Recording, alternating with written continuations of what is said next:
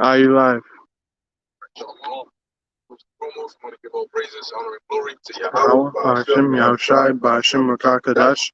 the honors to the apostles of the great millstone, and peace and blessings to the elect. We're just gonna go right into it. All right. Just getting into the spirit. All right. Of basically the downfall of this place. You know, and what that means. All right, for us. Oh, you got your pocket on here? Yeah. All right. Get Baruch, the fourth chapter, and just start at the top. All right. Because we come out. Matter of fact, also First Corinthians 4:9.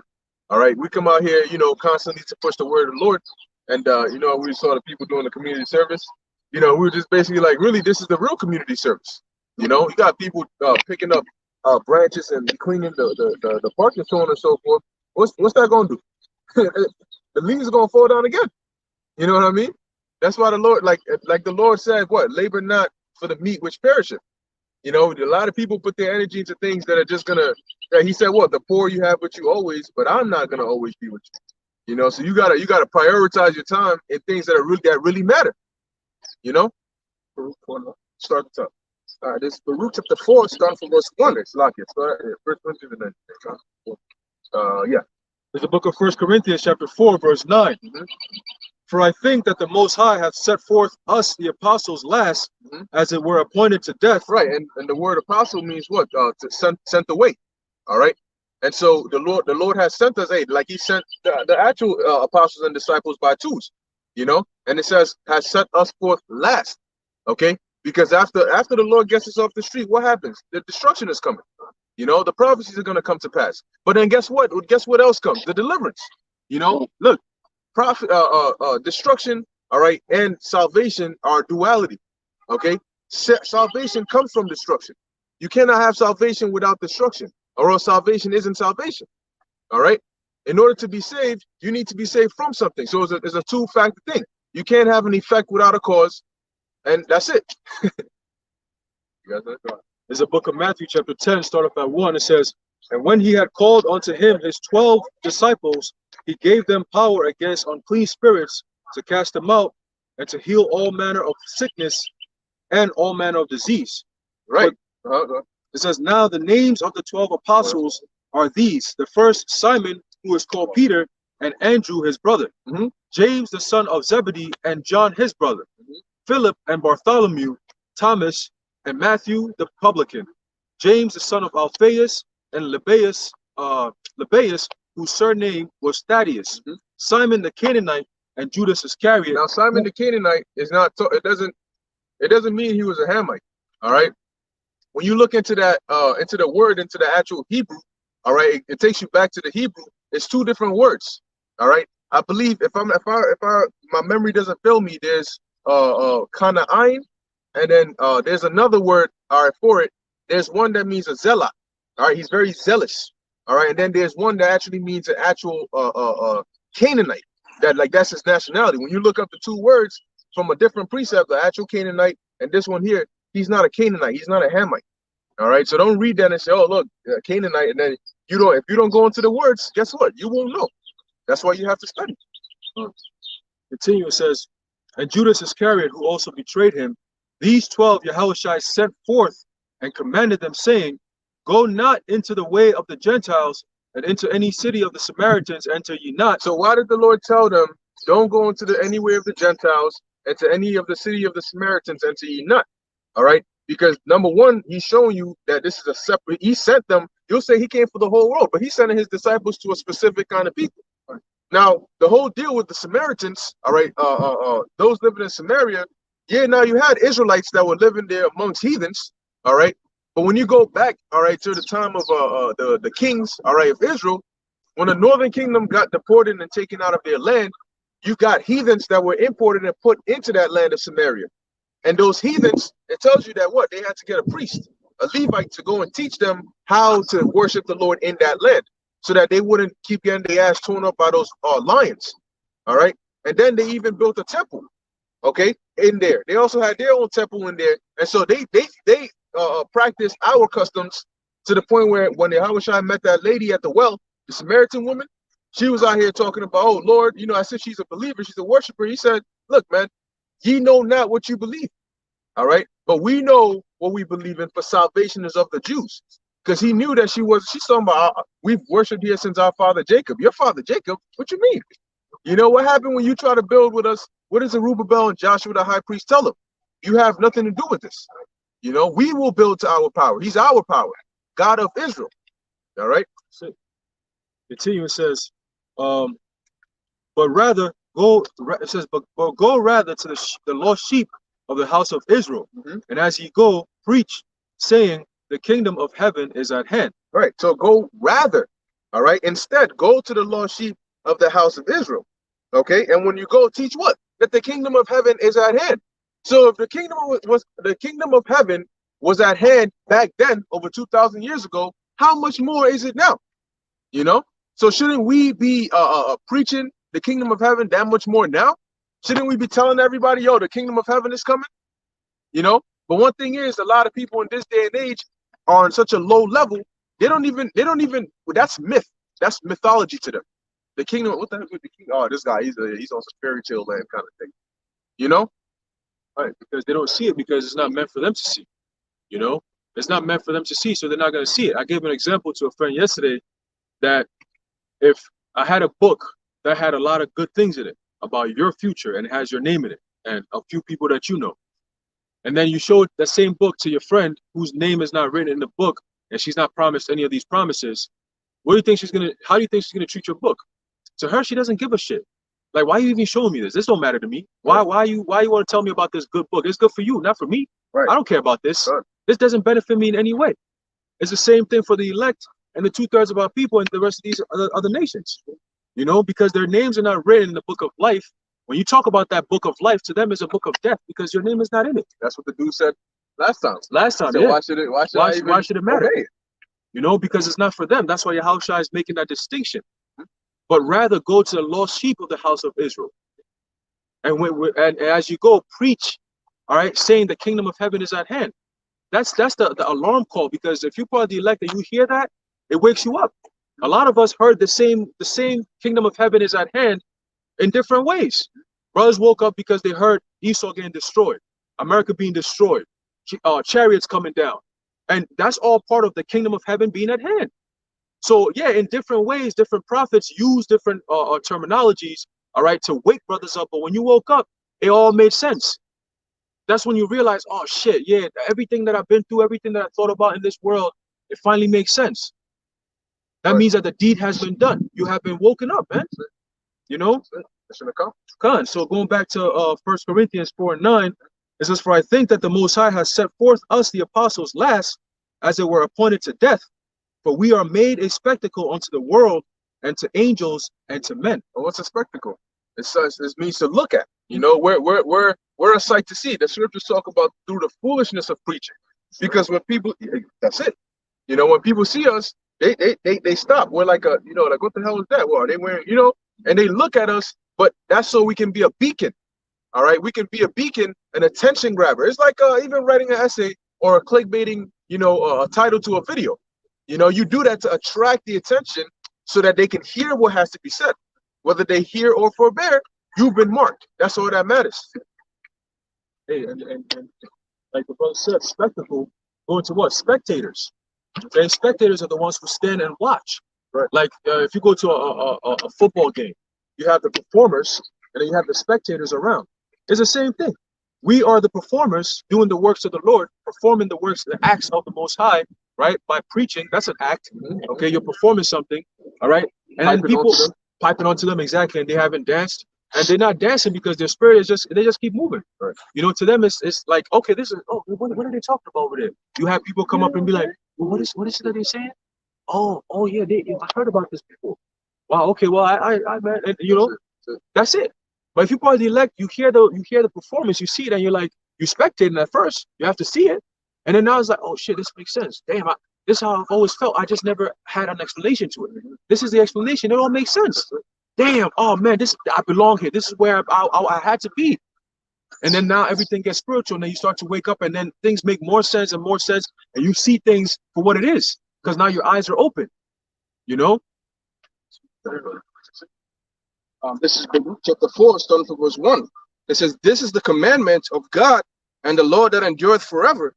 All they that keep it shall come to life. Wait, hold up. Did he just say the law that endured for what? Forever. But don't they tell you that the Lord came to do away with the law? The law? So, but it says here it endures forever. So how did the Lord do away with it? He did away with it, but he kept it. How is that? Aren't we supposed to keep the Passover? But why did he keep it though? You know, he came to show us the way of just living life without remorse. You know, not having to worry about it. You know, The law that endureth forever, and all they that keep it shall come to life. all they that keep it shall come to life. You understand? All right, Proverbs, you know which one? 16. Yep. All right. All they that keep it shall come to what? Shall come to life. Okay. So if you don't keep it, what's going to happen to you? But such as leave it shall die. Such as leave it shall die. All right. Now, does this mean, all right, that, you know, we're saved by the law, you know, like going back into that whole topic? No. All right. But what this means is that it doesn't, Paul said what? Though we're not saved by the law, but by grace, does that mean that we just, you know, the law is void? No, God forbid. All right. We don't, you know, do away with the law. We establish the law. Okay. We're rehearsing so that when the time comes, we can establish the law. All right. Right. Turn thee, O Oh, Jacob. Salaki, actually, yeah, we get that. It's the book of Proverbs, chapter 21, verse 16. The man that wandereth out of the way of understanding shall remain in the congregation of the dead. That's it. The water. Oh, and what's that? Let me get that precept. All right. You know how the precepts flow. It says, for this is your wisdom in the sight of the nations. Let me get that real quick. This is. All right. We're gonna link it all up. Deuteronomy 4, the 4th chapter, and start at 5. Yeah, Deuteronomy 4 and 5. So hold up on that, right? We're gonna link it all up. So you got something here, so? Yeah. All right, bring it out. Then we go to Baruch, and then we hit Proverbs, and then we hit Deuteronomy. All right, this is Psalms 19, starting from verse 7. It says, the law of Yahweh is perfect, converting the soul. The testimony of Yahweh is sure, making wise the simple. Making what? Making wise the simple. So if you want to be wise, what do you got to do? You got to come to the scriptures, man. You got to come study what the scriptures say. All right? It says, the statutes of Yahweh are right, rejoice in the heart. And the commandments of Yahweh is pure, enlightening the eyes. And guess what? So why do you think when Moses came down, he had to have that veil? Because his face was shining from what? The glory of the law was on Moses. Because he was bearing the law, you know? Oh, you guys say no? Oh, no. Bring it out. You know, he was bearing the law because the scriptures say wisdom maketh the countenance of a man to shine. So the more wisdom you gain, you have a glow about you, you know, because it's like you're tapping into a deeper realm. You know, it's not just walking around like everybody else in a dead state. You know, these people are the walking dead. All right, we're the walking living. We're living. You know, because what did the Lord say? The words that I speak unto you, they are what? They are spirit and they are light. But why is that important? Because he said the spirit quickeneth, meaning the spirit is what makes you alive. The flesh profiteth nothing. Little. But yeah. All right. But also, too, you can actually see it in people's faces, man. Like you could see people's spirits in their faces. Yeah. When their spirit is dead, you could tell, like, yo, especially after this whole so-called pandemic happened, you watch people's faces and how their expression or expressionless because of the mask and all that. Yeah. You could tell that people are dead, man, on the inside. You know, yesterday I was driving through, and then when I was coming to pick you up, and there was this guy, he was just slumped shoulders, and his head is down, like he's like a zombie. He's just walking like this. And he said, Jake, and I'm looking at him, and I felt so bad, like, damn, Father, like, soon in the kingdom, he's going to be a king, a priest, like up there. But right now, look at him. How is he going to look at his life back and say, damn, when I was in Babylon, look what I was looking like. I was lost as shit. I was just dead. Like, that's Revelation. Yeah. Dead bodies shall lie. Yep. You know, and that's the majority of our people. So it's a grateful thing, and it is a blessing that the Most High will wake you up out of that sleep. You know what's that? Is Somniapolis? You know, the dead city. Yep. You know, the sleeping city. Yeah. You know, Necropolis. Yeah, Necropolis is the dead city. Yeah, God. You know, so this is America is like it's get into that Greek. Yeah. Oh, Yeah, God.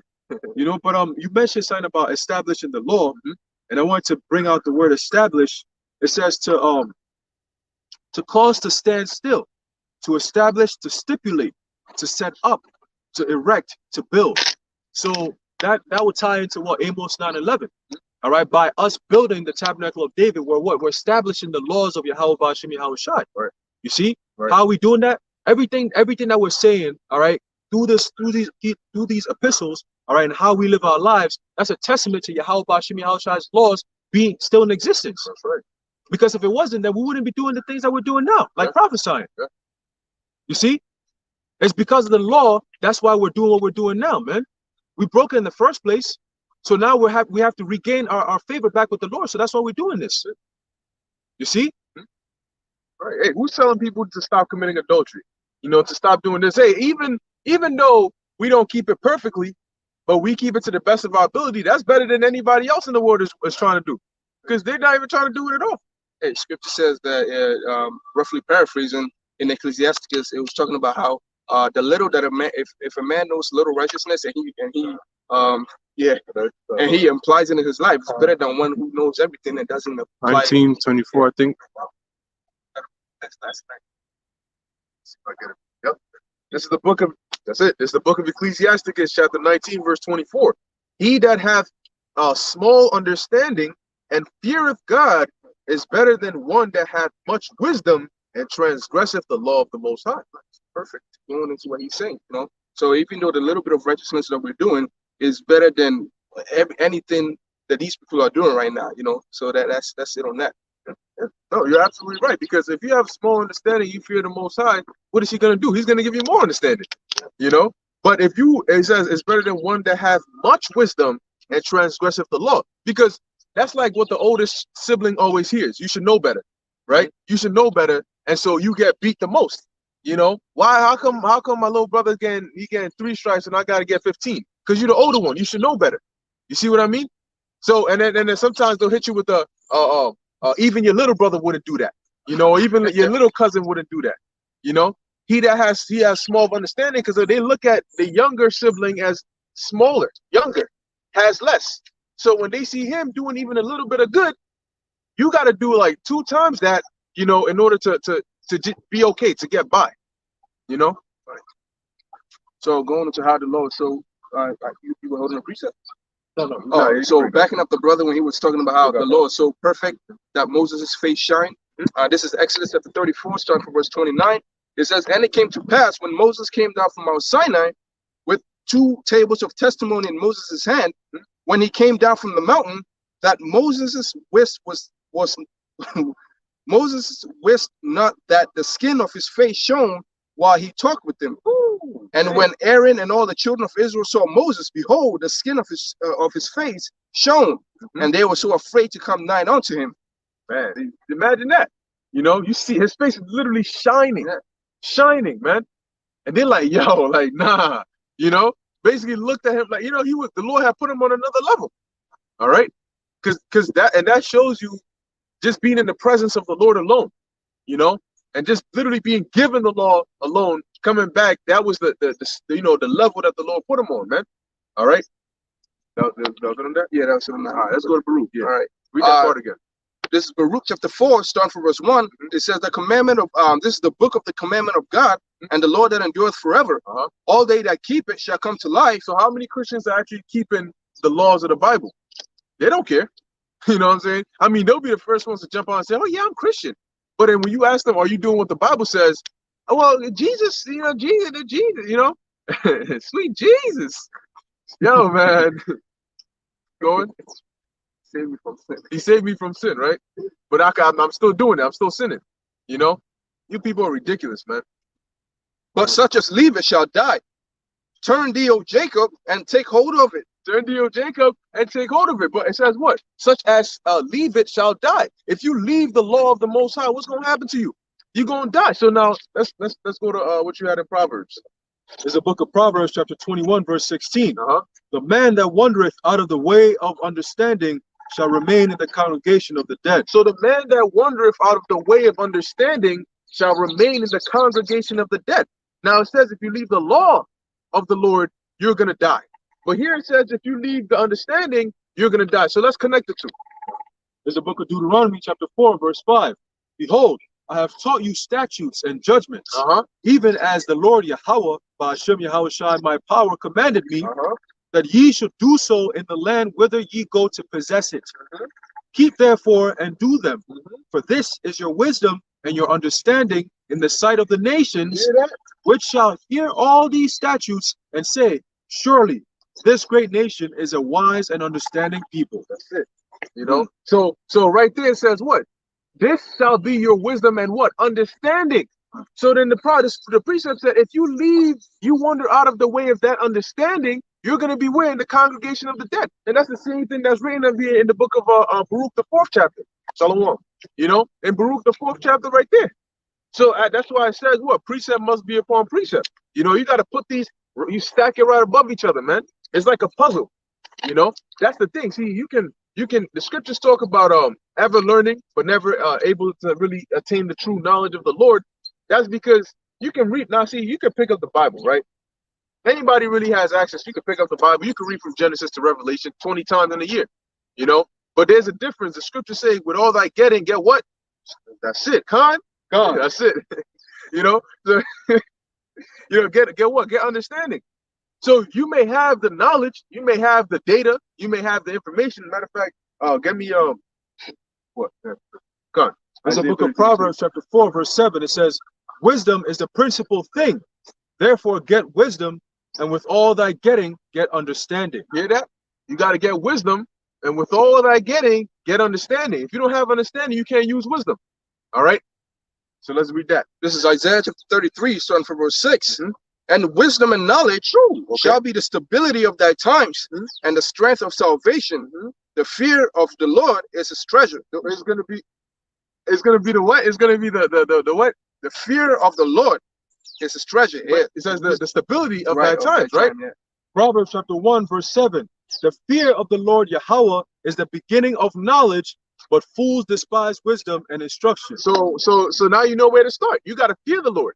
You see, people fear Satan, but fear Satan, what's that going to do for you?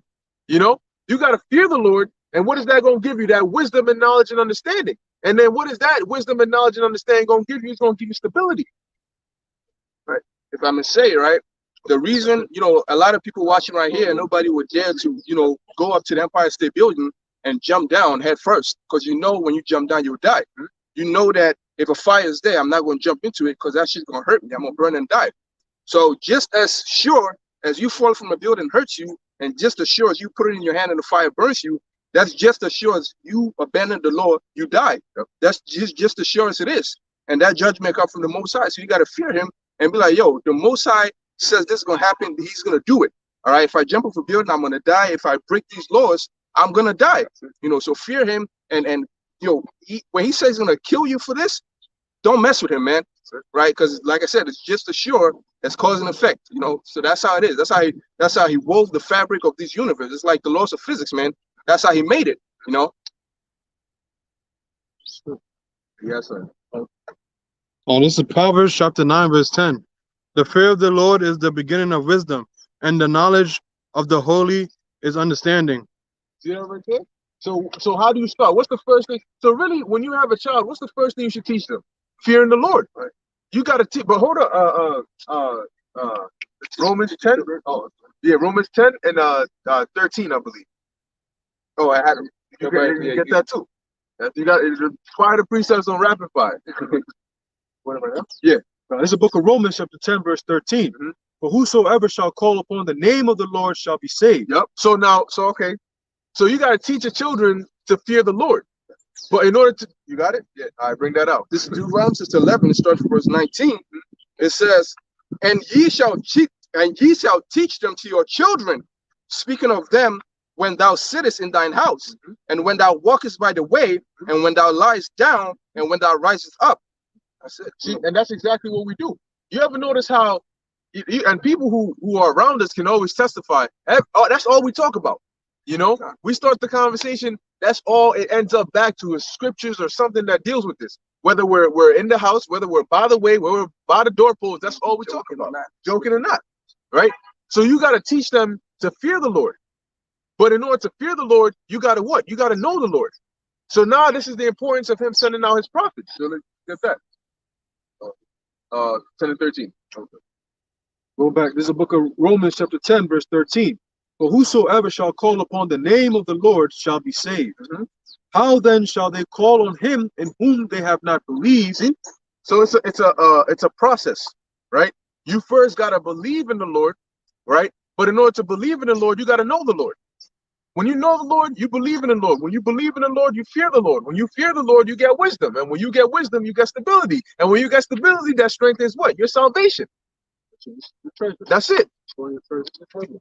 You know? So it's a whole process. All right. But how do you, it's going to tell you, how do you first know about the Lord? It says, continue in verse 14, Romans 10, verse 14, and how shall they believe in him of whom they have not heard? And how shall they hear without a preacher? You hear that? So how shall they hear without a preacher? You need somebody to teach you about the Lord. All right. It says, and how shall they preach except they be sent? Like how we started, Yahushua sent them in twos. Yep. And the Lord has set up his apostles last. He's been sent once again. All right. Continue, it says, as it is written, how beautiful are the feet of them that preach the gospel of peace and bring glad tidings of good things. But they have not all obeyed the gospel, for Isaiah saith, Lord, who hath believed our report?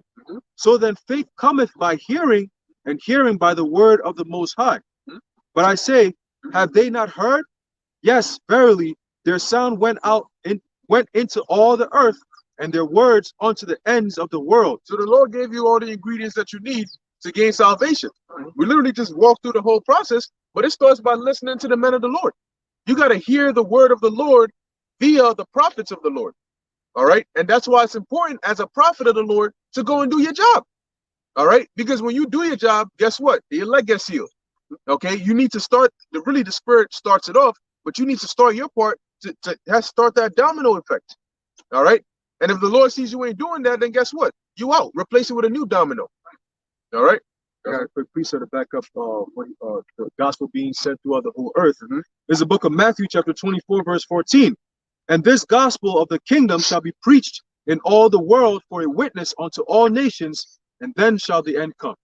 All right. So through the Spirit and power of Yahweh Shemi Shai, with the internet now, this word has been preached throughout the whole entire world. You know, in different languages. All right. Different brothers in London and in the UK, London, the UK. You know, the Netherlands, all right, Italy.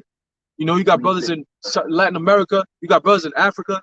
You know, so every single continent, all right, disregarding Antarctica, every single continent got brothers over there, man. You know, speaking different tongues. And then, of course, come over here to Babylon, you have the main prophets out here, you know. So this word is being preached out, man. Nobody could say, oh, they don't know about Israel no more. Everybody knows about Israelites. Because this thing has been going out since the 60s and the 70s and the 80s, the 90s, the 2000s, you know, all the way till now. And now it's being so prevalent and people cannot even escape it. So now it's so much that what? They got to create a system to take us down because we're so much. YouTube taking brothers' channels down, videos down. That's a testament that this word is out. And they don't want it to come out because it's the truth. You see? So that prophecy is being fulfilled, and if it hasn't already been fulfilled, man. You know? That's right. And that's why it's ultimately, like the brother was saying, it's very important that we got this internet. The Lord really set it up that way, you know, put the spirit on these devils to where they set it up, but really it was for us to really utilize it, you know? So start off with Psalms 19. So Psalms 19 started from verse 1, because it says that our word is going throughout the whole earth. Now, clearly we haven't traveled everywhere. We're not, you know, doing like how Paul did, you know, back in the, you know, or the apostles did, going traveling from this city to the next city to the next city. What do? We do it via the internet, you know, because and the thing is, Paul could go to Pamphylia, he could go to Athens, he could go to all these different areas, but he could only go one at a time. You know, and how many times you read in his letters and he'll say, I wish I could come see you, but unfortunately, I'm being held here, you know. But what we're doing now is we're able to be in the eastern part of the world, western part of the world, southern, all of that at the same time. People can watch from Europe, they can watch from China, they can watch from Japan, the Caribbeans, all at the same time. Right. Let's go live. You know, if you're live, you could tune in wherever you at, and you're literally in the spirit with us. That's it. You know what I'm saying? It's just a screen, and you're there. You could say comments, you know, you participate in the church Edification, yeah. edification. So everything is happening through the Spirit. You know, it's not hard to see That's right. that we are the men of the Lord, and this is the truth. This is the gospel of Yahweh Hashem Yahushua. You know, Gotta that's take it why it's so seriously, different. Yeah. Gotta bring that up. This is Psalm 19, starting from verse 1. To the chief musician, a psalm of David. The heavens declare the glory of God, and the firmament showeth his handiwork. So now, how do the heavens declare the glory of God? All right. First off, what is really the glory of God? We're dealing really with the scriptures. All right, and the understanding of the scriptures. So how do the heavens declare that? Well, what's in the heavens? Today you got satellites. Okay. Now the way a satellite works is really through signals. It's through waves. Okay. And then you would have, like, for example, this phone right here transmits the same way I'm able to speak, and you don't really see the vibrations, but you can hear it. All right. So it's like I'm sending a signal, and your ear is picking it up, and your brain is converting it into something you can understand and process. So that's what the phone does. It takes whatever it's seeing and whatever it's hearing, and it transmits it up to radio towers. So it bounces off of each other, and then it sends that up to the satellites. Then the satellite sort of takes that and then shoots it down to whatever other location needs it. All right. And then it sends it there, and those radio towers then spread it across the different areas over there. Now, where are the satellites located? In the heavens. Why is that? Because if you want to get from one distance to another, all right, if it's super far, the best way to go, take an arrow, for example. Right? If I want to shoot something that's super far straight ahead of me, I'm not going to aim directly at it. I'm going to aim up a bit. Okay? Because of the trajectory, I'm able to reach a further distance if I aim up. Why? Because you got gravity. So in this sense, you know, in order to really get from point A to point B, you ever notice, like, Superman? When Superman wants to go from one area to another, he doesn't fly through the city. He goes up into the sky, and it comes down at that area. All right, because that cuts your time in half. You don't got to maneuver through all of that. All right, that's it. So that's what the signal of the Lord does. All right, go ahead. Right. Day unto day uttereth speech. Isaiah 62. And night unto night showeth knowledge. Right. So day unto day uttereth speech, and night unto night showeth knowledge. Now the heavens doesn't speak. You know. So what's that talking about? Do the clouds open their mouth and start talking in the daytime and in the nighttime? No. But how is the knowledge of the Lord being shown? By us. Okay, and we're going to prove that. There's a book of Isaiah chapter 62 verse 6. I have set watchmen upon thy walls, O Jerusalem, which shall never hold their peace day nor night. Day nor night. Ye that make mention of the Lord What is Yahweh, making mention of the Lord? Speech. All right. keep not silence. Keep not silence. And when we make mention of the Lord, what happened? We're uttering understanding. Okay. It says, and give him no rest till he establish, meaning build up, until he make Jerusalem a praise in the earth. And then he'd say, I'll get the praise and fame in every land where you've been put to shame. So we are those that are uttering speech. Like it says, we're not holding our peace day nor night. And how we bringing our speech out through the videos. You know, whether we're out here or at home, it's still through the videos. Okay, and then that's how we're reading over in Psalms 19th chapter. Go ahead. So day unto day uttereth speech, and night unto night showeth knowledge.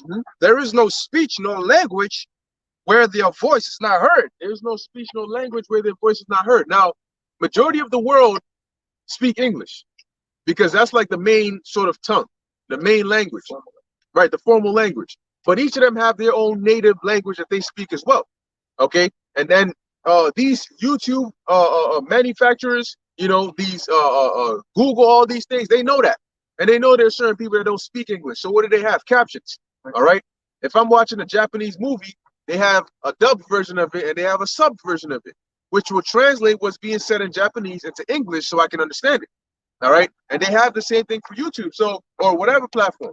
So like it says, there is no voice, no language where the water.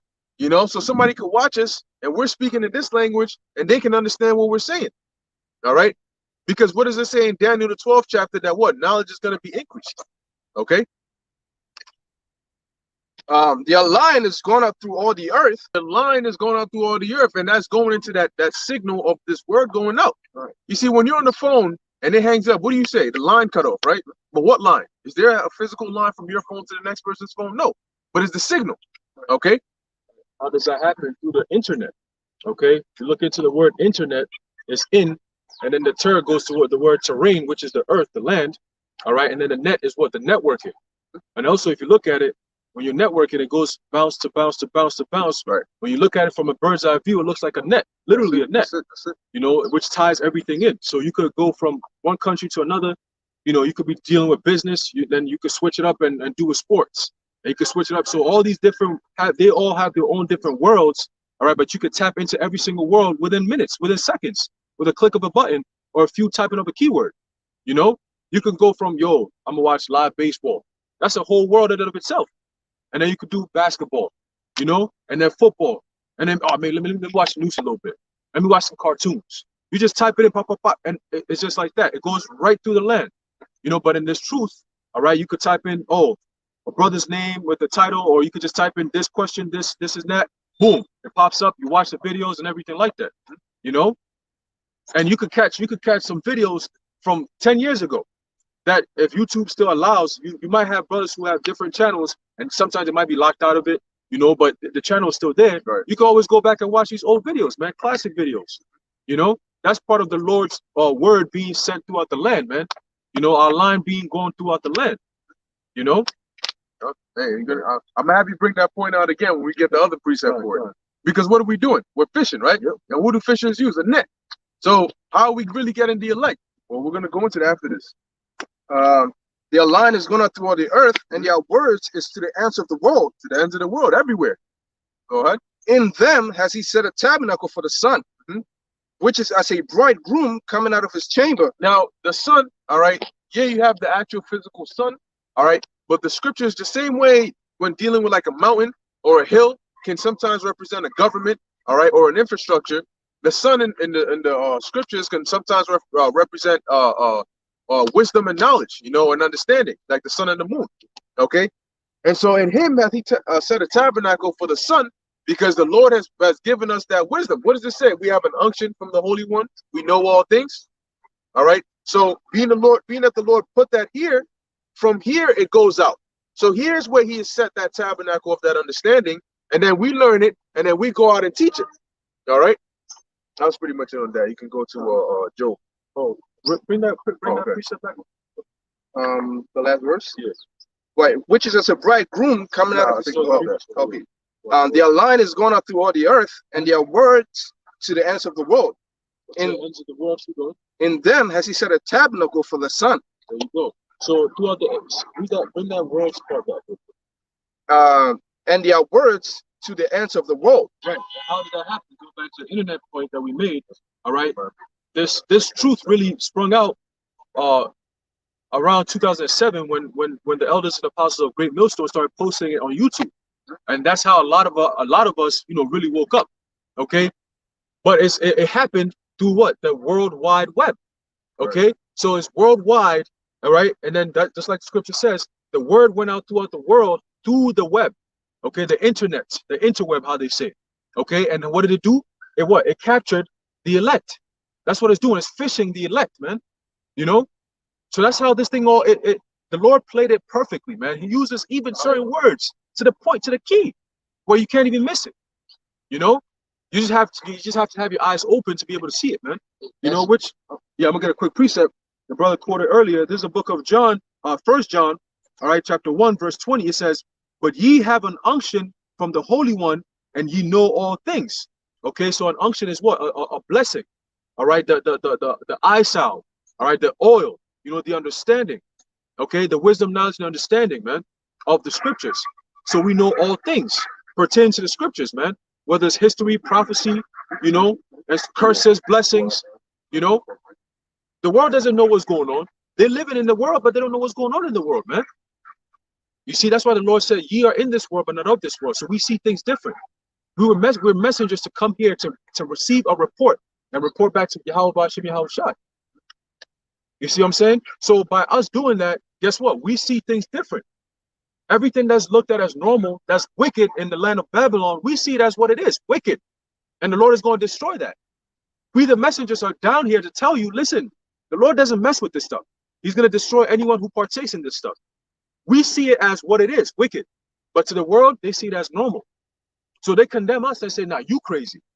You guys are terrorists. You guys are this. You guys are that. You guys are practicing hate speech.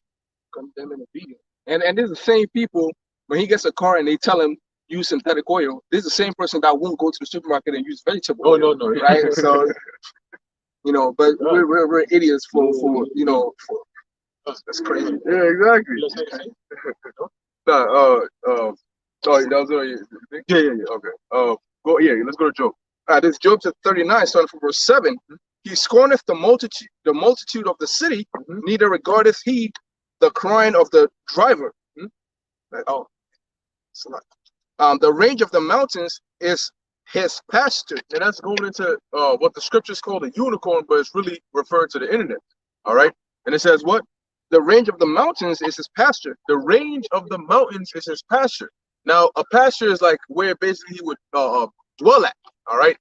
Now, the range of the mountains, now I refer to how sometimes the mountains are referred to governments, okay, or infrastructures, okay. And how are governments formed? You have people who form communities, and communities form governments, all right, in order to govern the people, okay. So dealing with the internet, when you go to every country or every location, all right, they have what? They have some form, especially in today's day and age, they have some form of an internet, okay, some form of media, some form of a signal, okay. So that's how the government communicates with what? With the people. All right. Even when you look at the television, for example. All right.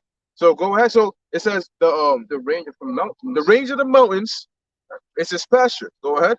And he searches after every green thing. And he searcheth after every green thing. Now, what are the green things? The green things are Israel, really the elect. Okay. And what is searching after every green thing? This word. But how is this word searching after every green thing? Through the internet. Because majority of brothers, some, you know, woke up by actually seeing and hearing the men of the Lord, but majority of Israelites are waking up through the videos.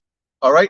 So the videos, when we push these videos out, they're searching, you know, they're on the web, they're going from this country to this country, it's going here, until boom, an elect clicks on it and then got you. So it's called Search engine. That's it. That's it. And what does the engine do? It ignites. What does it ignite? It ignites your spirit. That's it. You know, all of us went through it. You get that ignition, like fuck, like oh shit. You know, you got to get right. You just know, nah, this is it. You know, that's it. You get trapped, like you were saying about the internet. Will the unicorn be willing to serve thee? Right. So will the unicorn be willing to serve thee? All right. Will the internet be willing to serve us? And the answer is yes, because it is serving us. All right. How is it serving us? It's doing the heavy lifting. You know, how does the internet serve you? Well, if you go and you boom, you record this. If it's not live, guess what? You click upload, boom, it served you right then and there. It is alleviated you from repeating everything you said to this brother and then having to repeat the same thing to this person because he wasn't there. And you know, they could just what? Click the video again. And also, how is it also serving the elect?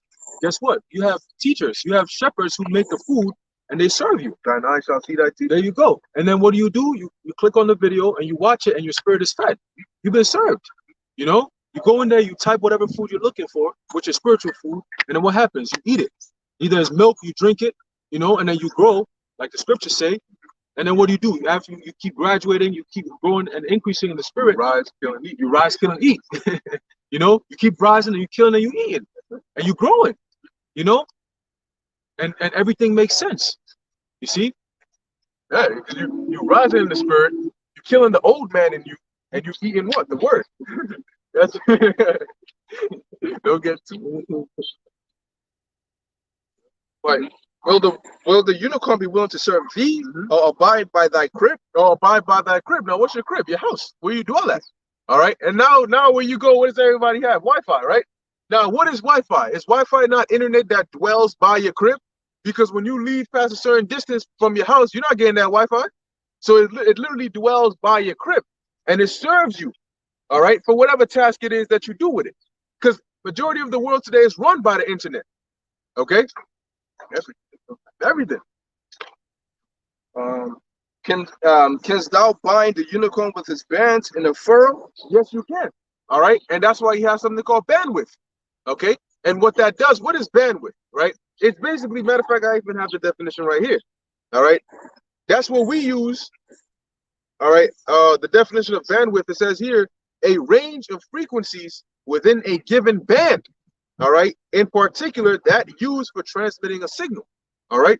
Now, when you look up a furrow, like I said, a furrow is like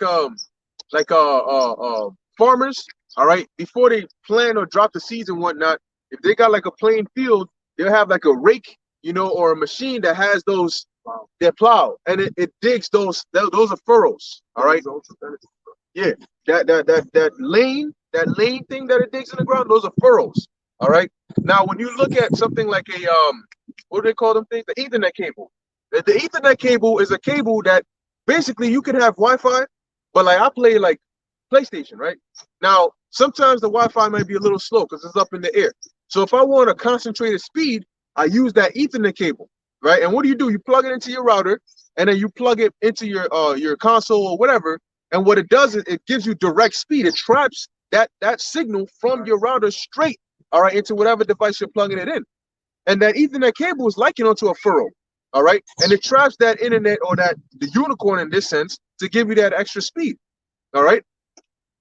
Go ahead. Or will he harrow the valleys after thee?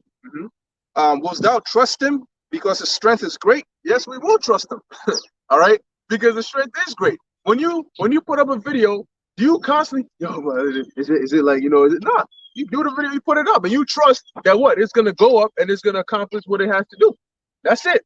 You know? You don't wake up a week later like, yo, yeah, I wonder if that video really did what it had to do. You know? That's the side about Wi-Fi. I have to look it up real quick. That's the spirit, man. It goes into the word hi-fi, which means high fidelity. It says a descriptive term of radio receivers in reference to their quality of sound reproduction. Okay, so in the spirit, you're receiving this word as a means of a radio sense. All right, you see the video, you listen to the video. Somebody's listen to the videos. Right. You be in the car, you put it on, and the brother's talking. They got the music in the back. Sometimes you watch it. That's all reception of something that's being sent on the waves. All right. It says what? It says faithful reproduction of sound. Faithful reproduction of sound. What is sound? This doctrine. All right. Fidelity. It says faithfulness, devotion. All right. So you have high fidelity. When you into this truth, what happens? You always constantly watching videos. And if you're doing videos, you're constantly putting videos out. That's high fidelity. Means what? You're high in faithfulness and devotion, man. So it all makes sense, man. The Lord gave us the Wi-Fi to have hi-fi, which is high fidelity. That's it. You know what I'm saying? So through that, we're able to watch the videos, like wake up to the truth, and then what? Build up your faith. You become what? Fidelity. You have that faithfulness, that devotion to this truth. You see? Man, this thing is beautiful. Yeah, the Most High, really, you know, we'll say like Esau really is the Most High's technology. You know, because man, back in the day back in the ancient world when there ain't no such thing as a phone, before even a freaking chariot came out, the Most High knew about this kind of technology. You know, they're literally able to trap a voice, right? What's happening right now is a voice being trapped, because tomorrow you could come back and hear exactly what I just said. You know, do you ever wonder how the brother could turn on his phone, he could just click FaceTime, and then another brother with an iPhone gets a call from a button. He just gets a call suddenly, and he can see you, and you can see him, and you guys are like oceans away. You know, you ever wondered like that's the Most High's technology, speaking in real time. You know, and sometimes the connection is so smooth, it's like yo, you know. So imagine that, and Esau is the basest of men, the least of the heathen. And this is the technology he has, where some of it, we look at it, we're like, damn, you know, he could do all that, you know? Oh, yeah. So imagine us, Esau's at 0, but sometimes you even get wowed by his technology. So imagine us when we're on 100. What kind of technology are we going to have? You know, we're going to be on a whole nother level. The kingdom of heaven is going to be on a whole nother level, man. You know, completely different, man. So, you know, sometimes you may look at certain things here, you may wonder, well, you know, are we going to have this? Look, man. Whatever Esau has now, usually it's from general concepts that he uses specific inventions to come to pass. So we can make those same general concepts come to pass with super high-tech advanced technology, man. And if it's someone got stolen, so but Esau yes. Wicked thief ass. All right, so I'm just saying, like, for example, like the Mormons, they like the Israelites, they used to have something called like the sea fire, where like they have this thing where it could shoot out, and once it gets in contact with water, it starts burning. So it's burning up water. So like while they're Navy, like they shoot after ship, and then it ignites with water, you can't put it out. Like that's it. They drown. Right. And then Alexander the Great started using it and all that. Man, that's great. With the Phoenicians and their Navy, you know, where do you think the Romans learned it from? They learned from the Phoenicians. You know, they read Solomon was exalting their skills, and he's like, all right, I'm gonna check these niggas out. You know, started checking them out. All that, you know, it's all stolen bits knowledge of people, and they put it together too, man. That's how Esau is. So Esau doesn't have all that, man. But in the kingdom, like you said, you know, we're gonna have much more. Esau just has basics, man. You know, and scraps. You know. Hey, like even in the Punic Wars, when Rome was going against and what are they called? What are they called? Carthage, right? The Carthaginians, guess what? They were Phoenicians. You know, it was like a port city, and like you were saying, the Phoenicians, they owned that area. Now Rome went up against them. It was a couple of them. I think it was 3 Punic Wars, or if I'm not mistaken, and Hannibal was in the second one. But they lost. All right, Rome lost, I believe, the first one or so. All right, because their navy wasn't all that. They had to learn from the Carthaginians and then apply to whatever they're doing. And then they eventually learned how to have the ladder things that you could raise and then use it to board onto the next ship, because they were better at fighting hand to hand than at sea. So if they could latch themselves to your ship and get on your ship, you're screwed. They learned, but they also stole like technology. Like if they had a merchant ship that kind of like pirated or something like that, they said, "Oh, this is a nice ship. We use it." You know, and they would copy the exact same ship, and then they would use they had like a little point thing at the bottom of the ship. So when they ram into you, think no damage did it, right? But it's under the water, and so it just pokes a hole in your ship, and then like, you know, so he's all copied all these things, and you know, they come out talking about some smart nigga. They do that now. They do that now. Where like if they capture like a Russian missile or a plane or something, they dissect it, get the technology for it, and then they manufacture it in bulk. You know. And most of their scientists, what are they? Aren't they different nations? You know, so different people in their, you know, in their military that's giving them the money. You know, it's not Esau. This is the book of Psalm chapter 64, verse 6. They search out iniquities, they accomplish a diligent search. Both the inward thought of every one of them and the heart is deep. And the heart is deep. All right, Micah 2:1, it says that, because when they devise iniquity upon their beds, as the brother said, they've been given the technology to do so. But I mean, the things that these devils know, man, it's the spirit had to reveal it to us, you know, starting with the elders, okay. But the things that the heart is deep, the things these devils actually search out. When we say that they're the devil, we're not just saying that on a surface level. When you actually discern, you know what I mean, trying to tap into different dimensions, you know. These devils are awesome. I mean, they're trying to get on a whole nother level, man. Interdimensional portals. You imagine that, you know? And they got so much more going on, different kinds of experiments, you know? It's more than you can even imagine. So you think, oh, nah, they wouldn't, that's crazy. They can't possibly do that. No, yes, they can. That's exactly what they can do. But they know that you would never suspect that. This guy who's like into like CERN, quantum physics, and he was explaining how basically they're kind of preparing for an attack from outside of this world. So we know that's like preparing for them to fight the Lord. And he went on to say, basically they're trying to combine AI with humans and whatnot. And he was explaining that AI to actually be an entity. And he said, technically, you know, how smart this AI is going to become, and we're going to utilize it to fight an attack from out of this world. He said the AI is technically like demons, and they're conjuring this up through quantum physics, technology, CERN, and stuff like that. But people just think this is basic, everyday kind of technology being advanced, but it's not. So basically, like, trying to create a medium to have demons like have their own like communication with them, you know, instead of a human body. Right, and they're already doing that with the people, the military, the Navy, and so on and so forth. They're already going through experiments to break their spirits. Something called MK Ultra, you know, all these different mind tricks that they do, it literally breaks their spirit, and then they rebuild them back up. You know what I'm saying? You have they show you that in Captain America. You know how he went from this skinny little short dude, they put him in this little machine thing, and then all of a sudden he transforms into this big jacked up brolic dude, tallish. I'm like, oh, you know, they have that. You know, they already pump some serum into you, and then you become like a freaking cyborg, man. They show you that in Overlords, I think that was the name of it. Yeah, I was movies like that. I think it was that, or oh damn, I was get the name. Frankenstein, I think.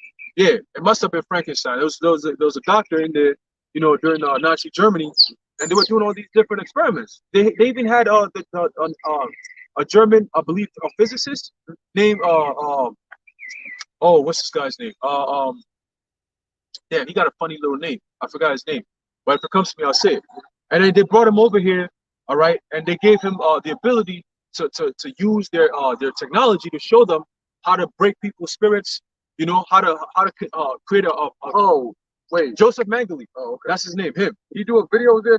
No, that was somebody else. But Joseph Mengele, man, that he's a devil, man. You know, and he saw a lot of the tricks that they use now with the FBI, the CIA. You know, but all these different, you know, alphabet gangs that they have, that's why they're able to control people's minds. They could grab you up. You could be an innocent bystander. They'll grab you up, put you in a room, and interrogate you on some shit. You might start confessing things you don't even do. Right.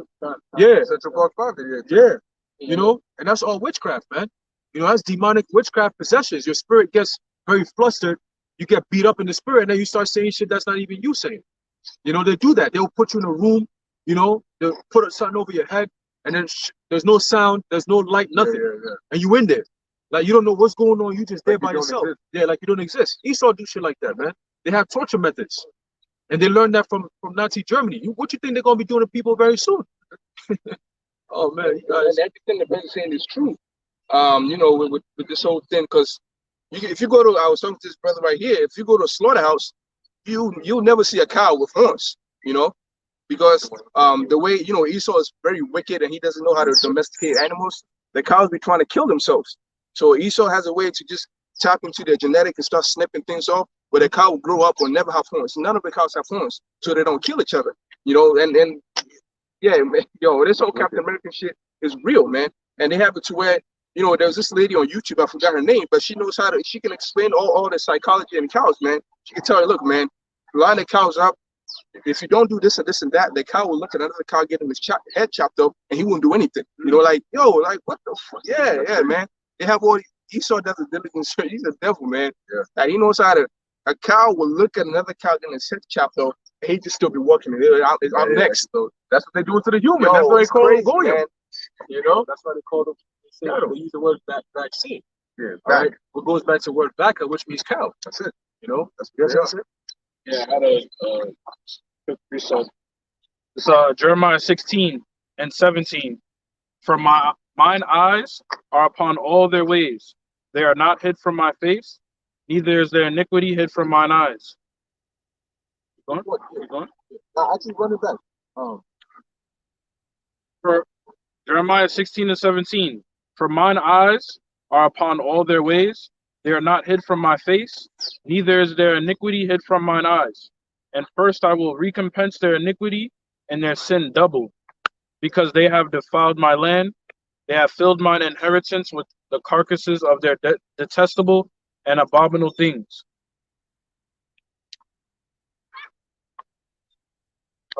Beautiful precept. I'm trying to get one to link it up. Now you can read that verse 11. Okay.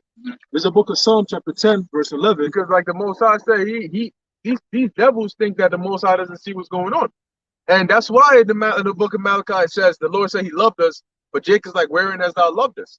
You know, like, you look at what's going on. You letting them do this to us. You know, like, what's going on? As if the Lord doesn't see it. Quick research. Yeah. There's a book of Amos chapter 9, verse 8. Behold, the eyes of the Lord Yahweh, thy power are upon the sinful kingdom, and I will destroy it from off the face of the earth, saving that I will not utterly destroy the house of Jacob, saith the Lord Yahweh. So that's emphasizing the Lord's eyes being everywhere. Psalm chapter 10, verse 11, he hath said in his heart the he talking about Esau, the wicked, all right? The Most High hath forgotten. He hideth his face, he will never see it. Yep, that's the one right there. And link up with that, and I get you right here. Psalms 50, and I'm gonna just go straight to the point. Verse 19, it says, "Thou givest thy mouth to evil, and thy tongue frameth deceit. Thou sittest and speakest against thy brother, thou slanderest thine own mother's son. These things hast thou done, and I kept silence. Thou thoughtest that I was altogether such an one as thyself. But I will reprove thee," as brother brought out, "and set them in order before thine eyes." So that's the point, that they thought because the Most High hasn't done anything yet, that he's in cahoots with them, right? That he is altogether like them. He's with it. You know, they didn't consider the latter end. Yo, the Most High loves making examples of people, man. He absolutely loves that. And it's only fitting that he's going to make the biggest example of America this world has ever seen, or this world would ever see, man. So, yo, Esau needs to understand this, man. So this is Psalm 94. You have more precept? No, you go. Psalm 94, verse 5. It says, "They break in pieces thy people, O Lord, and afflict thine heritage. They slay the widow and the stranger, and they murder the fatherless." Now, do they run that back? They break in pieces thy people, O Lord, and afflict thine heritage. Now, they break in pieces thy people, O Lord. How are they doing that? Well, why is Revelation, was that 11 and 8 written? That our dead bodies are lying in the city. What did they do in slavery? Buck breaking, they broke you mentally. Willie Lynch, the whole Willie Lynch formula, they broke in pieces our people physically, mentally, spiritually, emotionally. That's why Jake is all beat down. It says, what? Hey, man, Jay couldn't even walk down the street without controlling his fucking eyes, man. Like, that's crazy, you know? Yeah. It says, they slay the widow and the stranger, and they murder the fatherless. Yet they say, the Lord shall not see, neither shall the God of Jacob regardeth. Understand, ye brutish among the people, and ye fools. When will ye be wise? That's it. He that planteth the ear, shall he not hear? And he that formeth the eye, shall he not see? And he that chastiseth the heathen, shall he not correct? And he that teaches men knowledge, shall he not know? The Lord knoweth the thoughts of men, and they are vanity. You know, blessed is the man whom that. Yo, it's just, bro. Like I said, the Most High is gonna make the biggest example ever of this world, man. You know, we still speak of Sodom and Gomorrah. We still speak of, you know, how powerful Pharaoh was, man. All the Canaanites were calling them gods, man. They write in letters, I fall at your feet 7 times over, you know. And the Most High made them nothing to Moses, you know. And he was out here begging Moses, look, man, take this from me, man. Yeah. You know, and the Most High did that. And man, it's fucking crazy, man. You know, everybody in this world thought they were powerful, and then the Most High couldn't touch him, you know. But you're gonna be awake to the fact that he really can't touch you, you know. And man, the anger that's brewing up in him, you have no idea when he pours it out on you, man. So on that. Esau's pride, even the Titanic. You know, they built it, you know, the word Titanic, Titan, all right, as a what? As a omnipotent God, so to speak, you know, a Greek god, if you will. And what did they say? Man, this thing is so great that even the Most High can't take it down. And then what happened? The Most High took it down. He sent Leviathan to go play with that thing, man. And then they say, oh, yo, it's an iceberg. Man, stop, bro. That don't make no sense. Hey, you know, Jacob, like David held a lion by the beard, right? A lion wouldn't just stand there for you to come and pet it, grab it, and kill it. He did that, you know. Benaniah would get into a pit. He don't got to get into the pit though, because he don't eat a lion. He didn't fall into the pit with the lion. He said he got into the pit with a lion while it's snowing. So he just walking down like, yeah, I'm gonna be right back, you know, just to fight a lion, and he won, you know. And the scripture tells you that their strength does not amount to David. And David, you see how fearful David was of the Lord, man. Yo, David will ask permission to ask a question, you know, to something that he want to know, you know. And you got people out here feeble, man, like you 20 years old and your back and your spinal cord don't look right, you know, and you still out here talking shit to the Lord, man. You know, fools, man. Crazy. Hey, that's why the scripture say, ye are of your father the devil, you know, and the lust of your father shall ye do. You know what I'm saying? So a lot of people are in the mindset of Esau, that yeah, we're doing wickedness, all right, but the Most High is with us. Esau tells you he believes that the Lord is really dealing with him. They really believe that. You know what I'm saying? That's why even on the dollar bill they have something called Novus Ordo Seclorum, all right, which is Latin for new order of the ages. And then they also have something called Annuet Coeptis, which means providence has blessed our undertakings, if you will. All right. But right here, I looked it up. Annuet coeptis, it says, is one of two mottos on the reverse side of the Great Seal of the United States. It says the literal translation is favors, or has favored our undertakings. From Latin annu, to approve, to favor, and coeptum, commencement, undertaking. Because of its context as a caption above the eye of providence, the standard translations are providence favors our undertakings, and providence has favored our undertakings. When you look into the word providence, it says God as beneficent caretaker. All right, the Most High, divine providence, foresight. Okay, so they're telling you God's beneficent care or guidance. So they're saying that the Most High has blessed our undertakings, man. So yeah, all the crimes that they've done to humanity, okay, like it tells you in the book of Habakkuk, the 2nd chapter, all right, also in Micah, the 2nd chapter as well, you know, in the book of Psalms, it tells you how they plot against the wicked. I mean, they plot wickedness against the righteous.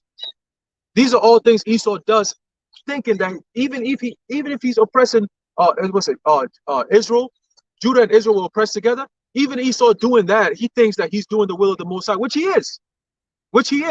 Going back into Revelation 12 and 12. All these things that he's done, he's at the end. So now he's thinking, shit, like I thought the Most High was working with us. How come he got prophets on the scene fucking up our whole new world order? Like, yeah. Now he's feeling the tables turning and things are not being in his favor no more. So now he got to move quicker. Why do you think 2020 happened? Because the prophecies are speaking. Revelation 12 and 12 is at the door. You know, and sudden destruction is coming. So people are like, oh shit. Esau's like, oh shit, panicking. The Wall Street, the economy's looking crazy.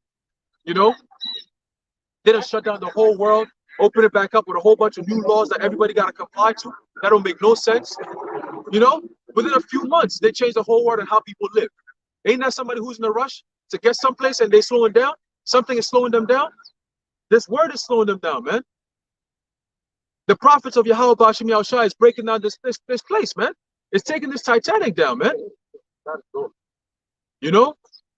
And people are jumping off board. Some of them are like, yo, I believe this is the truth, man. Yeah, when they saw hell breaking loose, then they want to sneak in. But then they see things getting back to normal and they're chilling. Oh yeah, we're back to normal. The weather's getting nice. Oh, fuck all this lockdown shit. Ain't nothing happened. You said martial law is gonna happen. Ain't nothing happened yet. Yeah, but they don't remember that the scriptures say what? Though it tarry, wait for it, man. Like, they have something that allows a woman to have sex while she's on her period, man. They have, Esau, it's crazy, man. The scripture says when a woman is at a time for months, you ain't even supposed to touch her, man. You're not even supposed to share a mattress with none of that, man. But Esau has it's crazy, man. Esau have a way for a woman while she's on her period to have sex with another man, and giving her all types. Oh, you want to do this? Oh, fine. I'm gonna find a way for you to do this or this and this and that. You want to do wickedness. Esau will go through the desert, mountains, under the sea to find a way for you to continue doing that wickedness. But when it comes to righteousness, he doesn't even want to try to, teach you how to do it. Yeah, Esau has no idea how to discipline children whatsoever. Like, yo, I'm gonna teach you how to, don't. Now he has no idea how to do that, but he has an idea. Yo, bro, like when you go to school, man, these people are undisciplined, man. It's so disrespectful. Esau don't got to wait for that. But rather than putting your energy into that, you're gonna put your energy into making a woman be able to have sex with a man while she's on a period. This dude, man, he's not interested in righteousness, And his mindset is that judgment should not touch him. Like he doesn't, like Dave Chappelle said, right? Like even when it comes to poverty, they don't feel like they're supposed to be in poverty. They don't feel like it's supposed to happen to them, because they always grow up feeling as if they shouldn't be punished. That's why when they're little kids, they do something. Their parents tell them, "This is your punishment. Go to your room, make your bed, do your homework." That's the punishment. You're supposed to make your bed. You're supposed to do your homework, but that's punishment to them. And they'll be like, "Oh, it's not fair," and then they'll grow up thinking that's how it is. They do all this kind of wickedness, man. They do everything under the sun with no conscience whatsoever. With no fear in them whatsoever, because what? They haven't gotten a taste of punishment, a taste of retribution, you know, like the Most High is going to unleash it all on you, man. Right. The Job said that by reason of his terribleness, I cannot endure, you know. So I don't know what's coming, man. That's everyone, really. You know, the scriptures say, we're going to bring it out. Esau is about to get humbled, man. His kingdom is about to go down. It's going down right now as we speak. And our kingdom is being built up right now as we speak, man. You know, we are in the week of what, unleavened bread, you know, and this is all going to when the Lord delivered the children of Israel out of Egypt, man. You know, and the same thing is happening now. We're in the second Exodus, man. And this time, the Passover, the Lord is going to use his death angel like he did in Mizraim. But this time it's going to be by plagues, all right? And this time he's going to use Esau to do it. Esau being his sword. So yeah, the Lord is about to start slaughtering a lot of people, man. Like it tells you in the book of Ezekiel, the 9th chapter, man. You know, slay utterly both young, all, you know, men, women, children, young, maid, all that. Slay them all, man. Don't spare none of them. That's what's coming to this place. But then upon the men that have the mark, all right, of exemption, they're going to be delivered, man. You know, it all starts with the elect. You know, but this downfall of America is happening, man, every single day. All right. And even if Esau thinks that it's not going to happen, guess what? The Lord is the one who's controlling everything anyway. All right. There's a book of Job, chapter 12, verse 16. It says, with him is strength and wisdom. The deceived and the deceiver are his. Okay. With him is what? Strength and wisdom. The deceived and the deceiver are his, man. So Esau being the deceiver, all right, that goes around the world deceiving the whole world. And those who believe the deception, they're all controlled by Yahweh Hashem Yahushua. You know? So yeah, he's controlling Esau, all right, Satan incarnate on the left-hand side, and he's also controlling who? The righteous as well. So we're in a constant battle, man. Like it tells you in we get that real quick. Obadiah, all right. The first chapter, first verse, it says, the vision of Obadiah, thus saith the Lord Yahweh concerning Edom. We have heard a rumor from the Lord Yahweh, and an ambassador is sent among the heathen. Who are the ambassadors? All right, Jeremiah, the first chapter tells you that. The Lord has set up his men, all right, prophets, and sent them throughout all these nations, man. And you know? He prophesied to the other nations. So Ezekiel prophesied against the other nations as well. And we're doing the same thing against Esau, Edom, right? It says, send among the heathen, arise ye, and let us rise up against her in battle. Okay? Doesn't the scriptures tell you that our weapons of warfare are not carnal? So if they're not carnal, what are they? They're spiritual, man. And we're in a spiritual battle. We keep saying it every day. The book of Ephesians tells you that. You know? Put on the whole armor of the Most High. That's all part of being a battle. Right. Scriptures say what? Be a good soldier for Yahushua HaMashiach. Those are all terms that mean what? You are at battle, man. It's a spiritual warfare. But at the end, we get the victory. We win. All right? And we're going to see and witness the Lord take down all these different enemies, Esau, Edom included. Right. All right? Just like he did with all these other empires and these other kings. In the eyes of our enemies, man. In the faces of our enemies, the Lord is going to raise us up, man. You know? Get that? Going into taking them down. Oh, yes. We start with Exodus. Okay, good. Yeah. Hey, beautifully said. You know, by the brothers going into it, man. It tells you in Daniel, the 4th chapter, that the Most High setteth up kingdoms and taketh them down. You know? So, in this day and age, we're going to go through some examples of how the proudest people of these highest empires were humbled down so much by the Most High, man. Heathens, all right? And you hear the way they speak, and they wish they could be Israelites, man. 5. Okay. There's a book of Exodus, chapter 5, verse 2. And Pharaoh said, so one, God. There's a book of Exodus, chapter 5, verse 1. It says, and afterward Moses and Aaron went in and told Pharaoh, thus saith the Lord, power of Israel, let my people go, that they may hold a feast unto me in the wilderness. Now, at this point, everything is good. Everything is Gucci. They got us under them. We're slaves and we're servitude to them. So Pharaoh's chilling, right? And Egypt is flourishing. Egypt was a world superpower at this time. So Pharaoh's up there, you know? It says, verse 2, and Pharaoh said, who is the Lord Yahweh that I should obey his voice to let Israel go? You hear that? Who the hell is that? You tell Yahweh, who the hell is that? You know what I'm saying? It says, I know not the Lord Yahweh, neither will I let Israel go. So you hear that? That was from a proud ass perspective, right? He's chilling like, yo, you coming up to me Thank you. You my slave. Who the hell are you? You're God. Who the hell is Yahweh? Then I'm supposed to listen to him. Do you know who I am? You know what I'm saying? I worship Ra. You know what I'm saying? The sun. You see the sun up there? I worship Ra. You know? You see that water right there? You see them frogs right there? Shit, my God is a whole fish. What you talking about? And he's trying to flex with that. You know, like we don't eat fish. We eat fish, right? Their dumbasses eat fish too. But your God is a fish? Bro, you know? You could kill a fish and eat. Bro, yeah, Ra's gonna eat. What if your fish god is swimming and I catch that nigga and I eat? What happens then? Bro, if he jumps out of water, he's dead. He's dead, bro. You got, yo, I just grab that and throw him onto the grass somewhere, you know, and he's dead. What kind of fish is it? Is it fucking salmon? Yeah. That's Broadus. You know what I'm saying? He's jumping out the water like they praise him and he just starts jumping out the water with all the other fishes and shit. Like, yeah, these heathen guys are so stupid. Like an owl. What's that? Molech, an owl? Ooh, how the hell is an owl a fire god? You know what I'm saying? Like, how does that even make sense? You got a freaking, what's that, Anubis? It looked like a half cat. It looked like Bills from Beerus, right? From Dragon Ball Z. This long ass. I'm like, yo, is it a dog or a cat? You ever seen like a shaved cat? You know how they're skinless? Yeah. That's how. But that's what these heathens worship. You know, and your gods are after like Jeremiah curses them out. Yep. You know, straight up and down. He said, look, man, if your idol fell down, it can't pick itself up. It can't eat. If a bird shat on your idol, it's gonna stay there. He's not gonna clean that up. He ain't gonna do that. You don't come and move that idol. Let's say there's a storm coming. You gotta come physically and pick up your God and move that nigga. Right. You gotta protect your God from natural disasters. How he gonna protect you? How you gonna protect you? Fucking stupid ass. Yo. Reminds me of the time when in the Bell and the Dragon. Yep.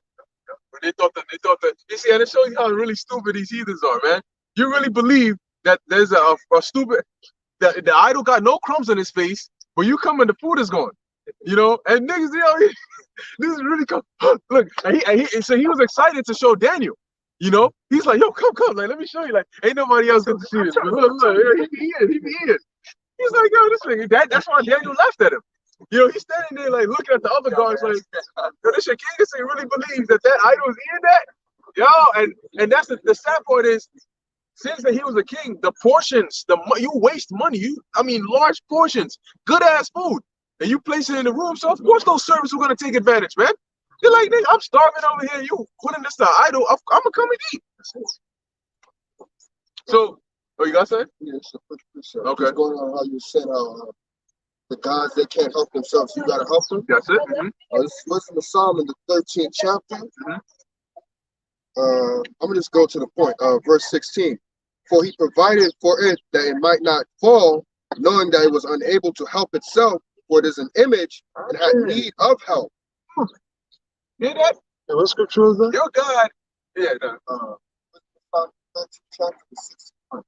your God had need of help. So how can he help you? If you didn't exist, your God wouldn't exist because you made your God. Says that the man who carved it, who created it. Thank you. What the fuck? Did your God create the man who created him? Exactly. Because that doesn't make sense. Your God has a beginning. And that was the day the dude went and cut the tree down and he put all this together. So what happens if I take it and I smash it and it breaks? Hey, that's what Gideon did, and they were trying to kill him, and his pops was like, all right, let that nigga come and get him himself. Gideon lived for the rest of his life, man. Exactly. No, he couldn't touch him. So yeah, that shows you right there. Mm-hmm. You know? Yeah. And we getting in on you false gods, man. You know, because really we understand we have power over them because they're just demons. It's demons. It's demons messing with them, and then they're like Molech. Let me put on the Molech. It's me. It's just a demon, bro. Verse 17. Wisdom Solomon chapter 13, verse 17. Then maketh he prayer for his goods, for his wife and children, and is not ashamed to speak to that which hath no life. For health he called upon that which is weak, for life prayer to that which is dead. Ooh. For aid humbly beseech that which hath the least means to help, and for a good journey he asketh of that which cannot set foot forward. You hear the poetry in that, man? But it's all facts. You know? You're praying for your life from something that's dead. You know what I'm saying? You're praying for safety from something that needs to be protected. Like, damn, man. Even the live ones, like the big snake. Yeah, Yeah, Daniel killed with his bare hands, man. You know, the dragon. Yeah. He Hey, put something up in there, and they try to kill him. you know, That's you have to go and defend it, bro. Man, Yeah. if I can defend, give me something. You know, and you know what's crazy? It's like if you like, I don't even know how to explain it. Like, let's say it's a snake, right? It says a big snake, right? Now, one man never goes to hunt for a python because it's longer than you. Even if you grab it by the neck, it can coil around you, like coil around your hand, because you need another person to go and ride for that nigga. So one person never goes hunting for pythons, like a big ass boar or something like that. One man doesn't, because that's how dangerous it is. And so Daniel killed it with. Basically, it was like an idol, right? And you know, more than likely, there's like an animal or something in there, and they would put food in the mouth of it, and the food would always be eaten, you know. And Daniel came and he made a concoction with like pitch and so on and so forth, and put it in the mouth. And I'm guessing whatever was in it ate it, and it was like, nah, this shit ain't right, and it died. They like, yo, nah, no, kill that, throw him in the dungeon. So Daniel really got thrown in the lion's den twice, you know. For what? I mean, hey, but you go try to kill the Most High. Go ahead.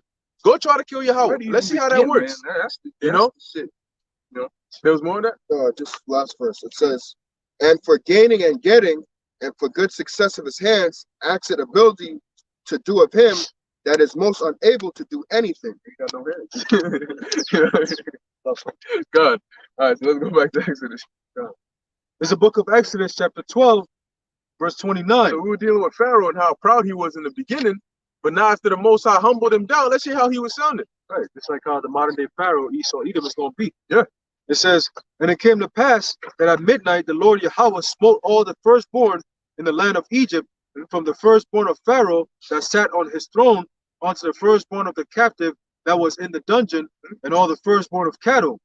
And Pharaoh rose up in the night, he and his servants, and all the Egyptians, and there was a great cry in Egypt, for there was not a house where there was not one dead. Right. So they woke up, you know, like wake up in that cold sweat, you know. You know what's going on? You find, everybody's firstborn is dead. You know, you hear the crying. You know, your firstborn dead, Khan. You know, just hearing it everywhere, people crying and stuff. You know, hey, at that point, the servant comes back down, Khan. You know, the tears start falling. Yo, man, you know, at that point, Pharaoh wasn't being proud.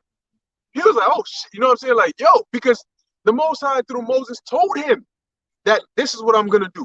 And then he did it. 10 Commandments, the old one. When after Egypt got fucked up, the Pharaoh, he went to whatever that statue god is and started talking like, help me defeat the Hebrews. No answer. Yeah. Well, you needed him most, right? And even his woman was playing him. She's like, you can't do shit to Moses. Damn. Yep. Oh, but that's the spirit, because Haman, his wife, or was it his wife? Yep. She said the same thing. She said, look, if all these things that you're doing is plotting against the Hebrews, them people, bro, you're wasting your time. So you already began to fall. You already done. You're done. Who else? What's his man's Pontius Pilate? Talking about how his wife suffered, she suffered many things. Yeah. So they're like, yo, you know, like that's why Pontius was scared, because he was like, when they I was reading it yesterday. They said the Jews were saying how he says he's the son of God and all that, and he got shook. He's like, oh shit, like that's why he said, yo, are you really the son of God? Because I ain't trying to put you to death, like you go. So he said, you're not gonna answer me. He's like, It's done.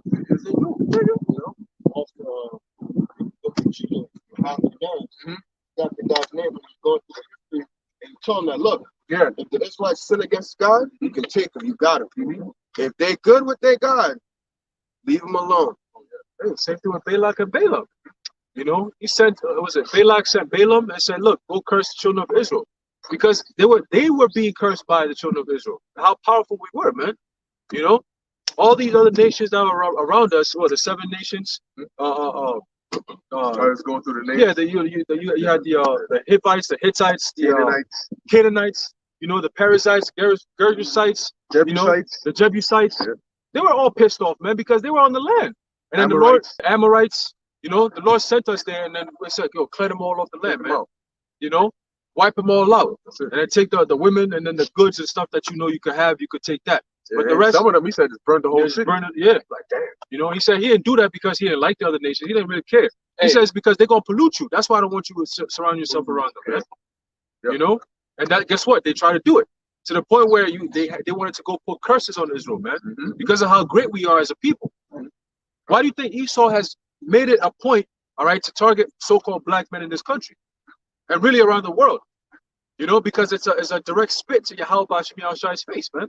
Because we are a spitting image of our Father. All right? You know?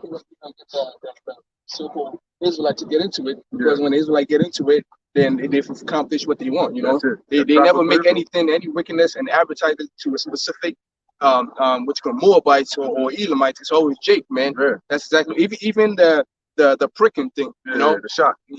They're not worried about Moabite or Elamites. Right. They worried about Jake, man. Right. What the hell? Shot up and They're not prayed the only people in this land. up. Masked up, shot up, and prayed up. You know. There's a book of Psalms chapter 83, start off at 1. It says, "Keep not thou silence, O power, hold not thy peace, and be not still, O Yahweh. For lo, thine enemies make a tumult, and they that hate thee have lifted up the head. They have taken crafty counsel against thy people, and consulted against thy hidden ones. They have said, Come, and let us cut them off from being a nation, that the name of Israel may be no more in remembrance." And how are they doing that today? They have things like the United Nations. All right, they have the Bilderberg meeting, the Bilderberg group. All right, they have the Bohemian Grove. All right, they have all these different, conventions and unions that they do, but Jake is never represented over there, man. Right. Because they take crafty counsel against Jake, because Jake is scattered throughout all the world. So they say, all right, let's come up with a plan and make sure that we oppress these people, because we know who they are and we know how they are when they're amongst our people, man. There's a downfall for us and an L for us every single time. Right.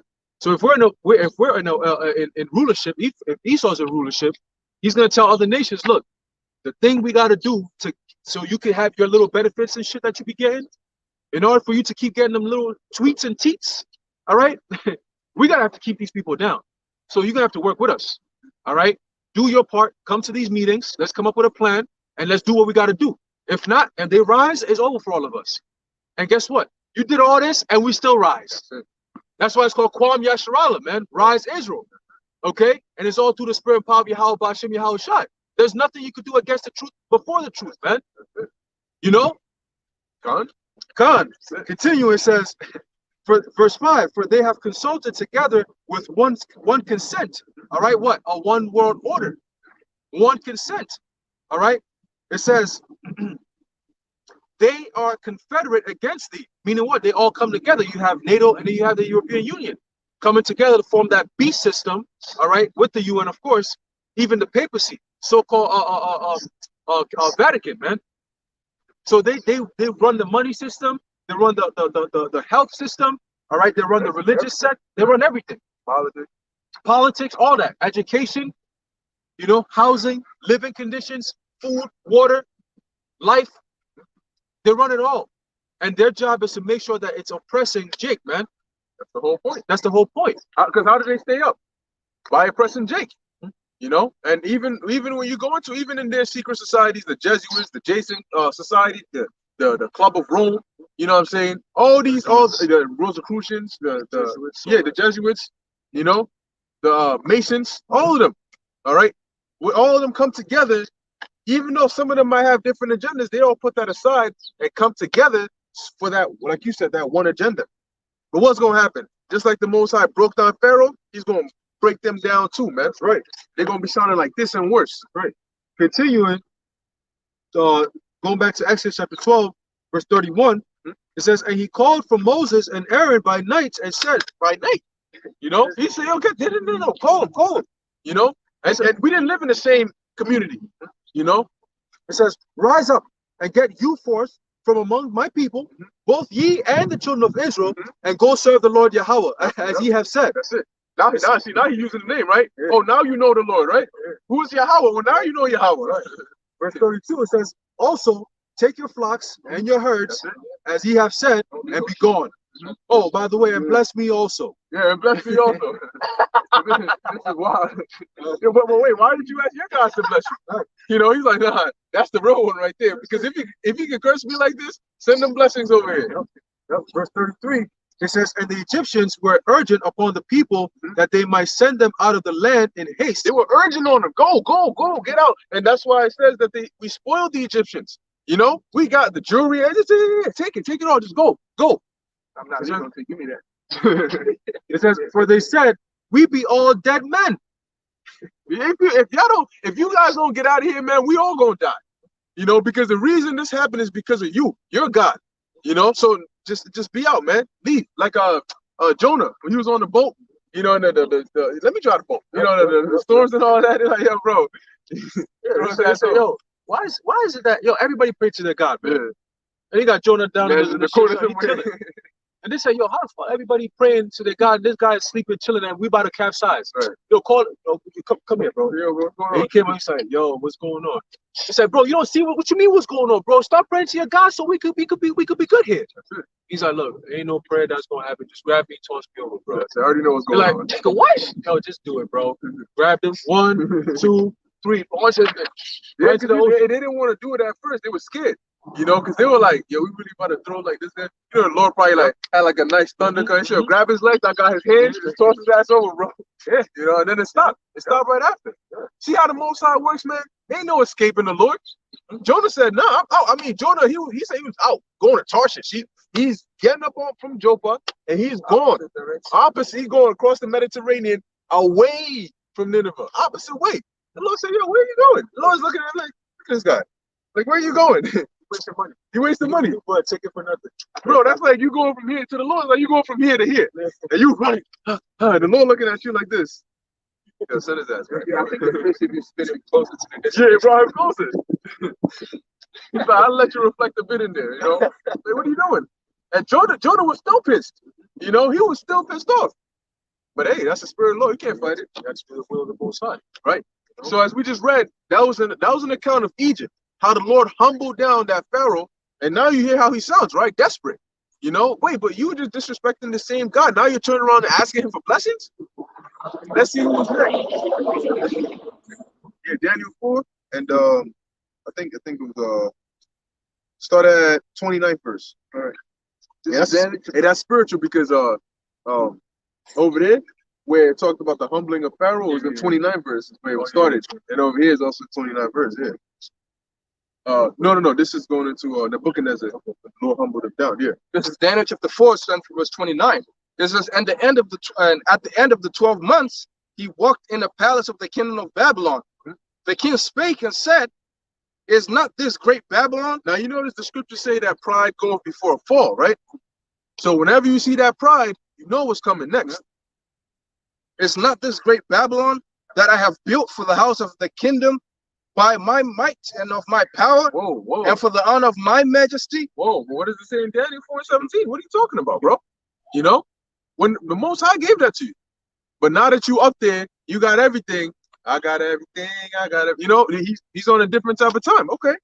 And while he spake those words, there fell a voice from heaven, saying, O King Nebuchadnezzar, to thee it is spoken, the kingdom is departed from thee. So hold up. While the words were in his mouth, in the midst of it, and who else? And what you're about to get, all right, was in the same kind of mindset. There's so many accounts where you get proud. Lord he just humbles you immediately, man. All right, and the funny thing is the transition from joy and laughter and giggling to that instant fear, instantly. You know, you got that? We're gonna go here and then we'll come back. It's the book of Daniel, chapter 5, verse 1. It says, Belshazzar, the king, made a great feast to 1,000 of his lords and drank wine before the 1,000. Belshazzar, whilst he tasted the wine, commanded to bring the golden and silver vessels which his father Nebuchadnezzar had taken out of the temple which was in Jerusalem, that the king and his princes, his wives and his concubines might drink therein. So they brought the vessels of the Lord that they may drink therein at a feast. And what are you doing at a feast? You're laughing, you're chilling, you know, concubines there and everything. Right, the Father something that's holy. Yeah, exactly, with their filthy heathen lips. Verse 3, it says, then they brought the golden vessels that were taken out of the temple of the house of the Most High, which was at Jerusalem, And the king and his princes, his wives and his concubines drank in them. They drank wine and praised the concubine. Yeah. Shit. Oh boy. It You don't know what she does, huh? It says, they drank wine and praised the gods of gold. You hear that? Now, see, that's the disrespectful part. You're black, well, whatever. Your ugly ass lips are on the vessels of the Lord, and then while you're doing it, you praising the gods of gold. Man, oh my God. And let's see what happens. So as he's doing that, let's see what happens to him. It says, they drank wine and praised the gods of gold and of silver, of brass, of iron, of wood, and of stone. In the same hour came forth fingers of a man's hand, and wrote over against the candlestick upon the plaister of the wall of the king's palace. And the king saw the part of the hand that wrote. So now I was gonna say, it says the same hour. So the Lord had it to where this man is drunk, he's feeling nice. All of a sudden he's seeing things. Yo, you a whole king. You seen a hand just writing shit. You might be like, what's that? Yeah, like the fingers. Yeah. Now he starts twitching, which we're gonna read because he literally started doing that. All right, but you gonna say something? Yeah, I was gonna say. Back then, they didn't have like a light switch to turn the lights on. They used candles, torches, so on and so forth. So you're gonna see obviously a shadow, but no hand, no body, just a finger, and it starts writing on the wall. Like that's where you get the saying, the writings on the wall. All right. It says, verse 6. Then the king's countenance was changed. Now your countenance is your look. So imagine you going from a giggling, laughing, joyous, and then you turn and you just see that handwriting on the wall. What you think you're going to? You're gonna be like SpongeBob in the episode. He's walking, I'm jogging, sprinting. He starts sweating. He's shook. It reminds me. You remember that picture, that meme, where is that king? He's sitting in the back where he got a chick on the top of him, and he's hitting it, and then he's like looking up, and then somebody looking at him from the side, like, "Yo, my nigga." That's how he was feeling. Like he was drunk, probably got a concubine on him. He chilling, and then he seen the hand. He's like, "Yo, get off me real quick. What the fuck is that? Push up what's that? You got to picture this shit. And he's a whole king, so he got concubines all over him. And then all of a sudden, his whole countenance changed. So he goes from, yo, let me see that real quick, and then, yo, what the fuck? Like, you panic. You sit up, you look forward. You know what I'm saying? Your heart is beating. You know it. Yeah. Put the wine down. The whole crowd is surrounding him, and it's like really blurry. Yeah, he's like, yeah. Like you see the finger, he's like, he's looking around like, somebody played a prank? Does everybody else see this? But imagine, you would be scared too. You would be, if you saw a finger out of nowhere start writing on your wall, at night? Come on, bro. It says, then the king's countenance was changed, and his thoughts troubled him. You see, so he was shook. That smile turned straight very quickly, and them thoughts start troubling him immediately. Like what in the F is that? It says, so that the joints of his loins were loosed, and his knees smote one against another. And they constantly show you that in these cartoons where somebody's scared and they're like that, they can't stand straight. And it says what? The joints of his loins were loosed. All right, he pissed himself and he probably crapped his pants. That's where they say, like, yo, he's so scared he crapped his pants and loosed, So the whole king, you know what I'm saying? Like, you got so shook. Threw the girl into the next room somewhere. She broke her ribs. He doesn't care. He's looking like, yo, what the fuck is that? He shook his face. But that's scary, So imagine how in 1 second, the same hour, you're drinking, you're chilling, everything is going well, and you get so proud. In the instant, the Lord got fingers writing on your wall, and you don't know what's going on. You don't understand why this is happening, That's how the scriptures say, all right? The fingers being on the wall for America is the prophets being on the scene. We're already telling you, this is the end for you. Now, the scriptures also says that in 1 hour, America is going to be destroyed. Babylon is going to be taken down. Within 1 hour, man. So that same hour that you rejoicing, happy, happy-go-lucky, chilling, the Lord says, boom, that same hour, man, everything gets destroyed. From your spacecraft, all right, to your whole kingdom and your rulership. All within 1 hour, taken just like that, man. What you going to do then? Yeah, your countenance going to change because the scriptures say, though they were afraid, yes, there's fight. So your countenance is going to change. And you still going, the Lord's still going to put the spirit in you. He's going to make his angels put the spirit back in you to turn back and face. Yeah. You know? Yeah. You scared like, yo, oh shit, oh, you know, the thing is jamming. You see what you see. Oh, this is technology we've never seen before. Yep. Captain, I repeat, Captain, this is too, Captain. He says, keep going. Captain, what are you saying now? Yo, retreat. We try to retreat, but then the spirit of the Lord, plane is like, nah, yeah. Now Esau knows. Yeah. You know? So now you're asking questions like that. Your captain's probably gonna be a woman at this point. Yeah. You know, the Most Highs are really about to mock America. Oh shit. Yo, see? and like a Scorpion in Mortal Kombat, how he does the get over here. Yeah. You ain't going nowhere. Yeah. You gonna try to turn the plane, and the plane gonna be like, nah, nigga, you going right here. Yeah. You know what I'm saying? The Yeah. spirit is commanding me to take your ass right there. You know, and then they're gonna realize like, yo, this is like whether you want to or not, that prophecy is gonna be fulfilled, and you're in that prophecy. So guess what? You gotta go. You see an angel face to face. You know how shook you would be.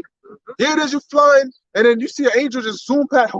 What's going on? You know, and something just hits your freaking aircraft out the air, man, and you see, man. Ooh, the day of the Lord is gonna be something. A chariot. Oh my God. It says thousands, the thousands of heaven. Man. You know, angelic forces, Archangel Michael. You know, and hey, he's not coming down to play. He's coming down to perform his mission. Oh yeah. You know, which is to help the children of the Lord, the elect of the Lord. All right, and then to what? To take down this kingdom. Revelation 12:7. You know, Archangel Michael and his angels fought against the dragon and his angels. You know, led by Yahushua. Now imagine that. You know, you see them pew pew pew, and then you see that like Yahushua is, because it is a prophecy that Yahushua is going to shoot a laser beam out of his chariot. Ezra saw it. That is going to happen, and that's probably going to be the largest one out of all of them. The laser beam that comes down. Probably going to hit the White House. Yeah, destroy that whole joint. All the main points. The Lord going to get them. He said, "This is where you get your laws at. Well, we got to establish new laws. Destroy this. No need for that. True. You want to talk about your Federal Reserve banks? Guess what? We got gold coming in. We don't need no paper. Destroy that." So the Lord is literally going to break down, just like it tells you in the book of Daniel. He's going to do that. He's physically going to take down the kingdom, man. You know, he's taking it. That's it. You know. No,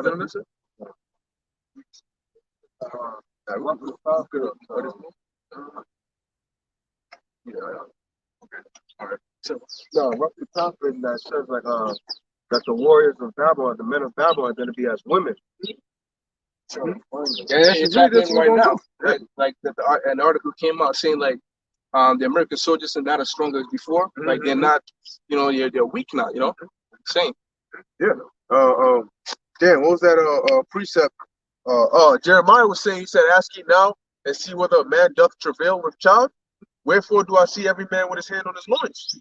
You know, because it's going to be a very, very scary time when Yahushua comes back, man. You know, it's going to be a very scary time, and that's why it says all tribes shall wail because of him. You know, nobody's ever seen that before, man. You just look up and that boom, like the Lord. I mean, a giant chariot. You can't see the ends of it. People are scared of big things, even if it's not harmful. If it's huge, you're scared. If you see a roach, small roach, a woman would run. Big roach, a man would run. All right. Even if it's a small ass fly, the size matters, man. Because let's say you take a spider, for example, right? You see a small ass spider. Oh yeah, that's a small spider. If you see a human sized tarantula, now you're seeing the mouth and the things and all of that. It looks mad crazy, you know, and that'll make you run. So now imagine seeing a giant chariot so big, and then you know that it's not here for peace. You know it's not here to come and help you. You know, you got certain men calling out, call on Yahweh Hashem Yahushai. And then you hearing that. You come out your house, you hear call on Yahweh Hashem Yahushai, call on Yahweh. And you like, what the hell's going on? They're chanting something, but the chariots are reacting. You know, then you start seeing people going up. Your son might go up. You know, and you're like, what the hell? Where's Tommy? You know, where's Jake? And he's gone. You know, and that's it. And then after that, you look it up, and then you see like your freaking nanny just gets eviscerated, turns to dust. Then you see that's when Jake is going, not Jake. That's when people and Jake too, the wicked ones, are gonna start to get the memo. Like, oh, okay, this is what's really going on. Maybe I should start running. You know, because I just saw her. Huh? That people shall be willing in the day of thy power. You know, I just saw her get eviscerated. I think I need to run before I'm next. You know, but where are you gonna run to? The laser beams are hidden, but then the missiles are coming. You know, are you gonna run into a heat wave, or are you gonna run away from a heat wave into another wave from the chariots? The only safe way is if you up in them chariots, man. When the Lord comes back, that's the only way. Especially if you're in this land of America. You can bring it up. This is Jeremiah 51 and 29. And the land shall tremble and sorrow, for every purpose of the Lord shall be performed against Babylon, to make the land of Babylon a desolation without an inhabitant. The mighty men of Babylon have forborne to fight, they have remained in their holes. Their might had failed, they became as women, they have burned her dwelling places, her bars are broken. They became as what? As women. You know? But if the man became as a woman, that's done. They're through. Okay? See, women don't go to war. All right? So if your man becomes as a woman in war, you've lost the war. You're done. Literally got transgenders in the military right now. So the men literally becoming like women, transforming into women, man. You know, so hey, this America is done, bro. Your military got women in it. The Lord's army don't got not one single female. And the scriptures say one angel is powerful enough to destroy the whole earth, man. We've been looking for that piece of foot, man. I still can't find it. Yeah. You know, but I've seen it somewhere. You know, it's, sometimes you see when you're not looking for it. You know, like an inferred. Yeah. You know, but the Lord's coming down with the thousands of heaven. To him, you coming up there with women Like that don't care. Yeah, like for benefits and all that. Yeah, that's why there's gonna be the quickest war in history, man. You know, yeah, he brought me a treat, brought me a whole bunch of ass, man. You know, and we're gonna take that. Yeah, that's the scripture say what? Take the spoils, the booty. You know, yeah. You know what I'm saying? So we're gonna win. We're gonna be the victors of this war. So we're gonna take some captives. Revelation 13 and 9 and 10. You know, he that leadeth into captivity shall go into captivity. He that killeth with the sword must be killed with the sword. So Esau, man, you led us into captivity. Our Lord and Savior Yahushua is coming down to get us out of captivity and put you in captivity. You see what I'm saying? That's how it works. Hey, but the Lord was born in captivity because we were captive under the Romans. Yep. So guess what? You let him into captivity as well. What's going to happen to you? You know? Yeah, he's going to put you in captivity, man. But you ain't going to be able to do that to us because we ain't never going to die. We're going to kill. We're going you know, fulfill the scriptures on you. Let me put it like that. We're gonna fulfill the scriptures on you, but you ain't gonna be able to do anything after that. It's righteous. And the words of the Most High manifest, man. So when you read the scripture, it says you will go into captivity. Not I'm gonna try to put them in captivity. I'm gonna find a way. No, it's certain. So be sure, you know. And man, and I mean you these are the same people. You know, you take threats very seriously, man. If somebody come and tell you that, oh, you embarrass me tomorrow, I'm coming to school and shoot up the school, you're all gonna be under the desk, man, doing drills and calling police inside, man. And this threat is from the Most High. It ain't from no 12-year-old white boy, man. So it's gonna be a beatdown, man. Yo, it's crazy. You know, you get a bomb threat, you shut the whole school down, you'll clear the whole block, man, and you make no effort. What do you think the rest of the Most High? He just says it, you know. Yeah, he said, who shall not be utterly be into powder at his presence? You know? Who? Jeremiah 51 and 31. One post shall run to meet another, and one messenger to meet another, to show the king of Babylon that his city is taken at one end. Verse 32. And that the passages are stopped, and the reeds they have burned with fire, and the men of war are affrighted. For thus saith the Lord of hosts, the God of Israel, the daughter of Babylon is like a threshing floor. It is time to thresh her, yet a little while, and the time of her harvest shall come. She's got the threshing floor, so it's ready. You know, what do you do on the threshing floor? You beat the produce, the crops, whatever, on the threshing floor. Right. All right. So this place is about to get threshed. All right, with fire. That's what's going to happen, man. Hey, the scripture says the lion has come out of the thicket and destroy the Gentiles on his way. Yeah, and we're gonna go into that Antiochus Epiphanes. All right, and he's a prime example of a proud devil that got humbled down, man. And I mean, huh? No, you can on this. Yeah. So bring that up. Second Maccabees chapter 9.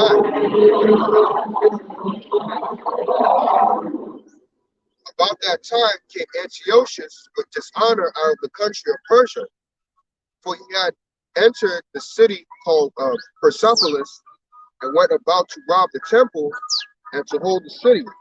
Whereupon the multitude, running to defend themselves with their weapons, put them to flight. And so it happened that Antiochus, being put to flight of the inhabitants, returned with shame.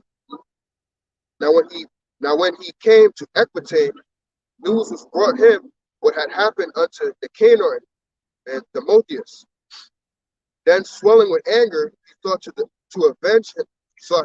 Then swelling with anger, he thought to avenge upon the Jews the disgrace done unto him by those that made him flee. See, now that's the thing. That's what he used to do. All right, he would take out his anger on us. Now, why us? Because the Lord was punishing us, you know, of course. But that's what he would do. So his mind is, yeah, I'm about to go wild out and violate those Jews again, you know, for what I just went through. Okay, see what happened. Wherefore commanded he his chariot man to drive without ceasing, and to dispatch the journey, the judgment of the Heavenly Father now following him. He didn't even know that, right? He was like, yo, let's go, take me straight there. He didn't know that there was a death angel right behind him. Go ahead. For he had spoken proudly. Oh, he had spoken what? He had spoken proudly. There goes the pride. So what's coming next? Khan? That's it. Khan? That's it. Go ahead. For he had spoken proudly in his sword, that he would come to Jerusalem and make it a common burying place of the Jews. He would make Jerusalem a common burying place of the Jews. You hear that? The place that the Most High's presence would be, you're saying you're going to turn that into a necropolis, all right, of the Most High's chosen people. Go ahead. But the Lord Almighty, the God of Israel, smote him with an incurable and invisible plague. For as soon as he had spoken these words, a pain of the bowels that was remediless came upon him, and sore torments of the inner parts. So notice how we were reading in Daniel 4, how it says, while Nebuchadnezzar was saying those proud words, the words of the Lord was coming upon him. Guess what? While this guy, Antiochus Epiphanes, was going into those, being a proud demon, guess what? The Most High smote him via the angel with an incurable plague. And what happened to him was he started decomposing. His body started breaking down from the inside out. Usually when you die, that's when, you know, your body starts to break down, and then, you know, the worms and stuff come out. That was happening to him while he was alive. All right. So imagine how painful and disgusting that was. What kind, man, an incurable plague like that? Stink. Yeah. Oh, Nobody want to come near you. yeah. Shit on yourself. Nigga. You can feel the maggots. Oh, Move yeah. it Oh, all. man, that's crazy. Yeah. You can't scratch it. I'll Oh, just- man, that's crazy. Poke out your, you know what I'm saying? Man, disgusting. Yeah. The movie The Mummy, when the little bugs used to crawl into the people and stuff like that. Yeah. And that most justly, for he had tormented other men's bowels with many and strange torments. So now he was getting his bowels tormented. Howbeit, he nothing at all ceased from his bragging. See, he was so proud that even when he was going through that, he didn't cease from his bragging. Because initially he probably thinking, yeah, it's whatever, you know, just keep going. Okay. But still was filled with pride, breathing out fire in his rage against the Jews, and commanding to haste the journey. I mean, this guy was, man, the scriptures tell you he magnified himself even to the princes. I mean, to the Prince of God.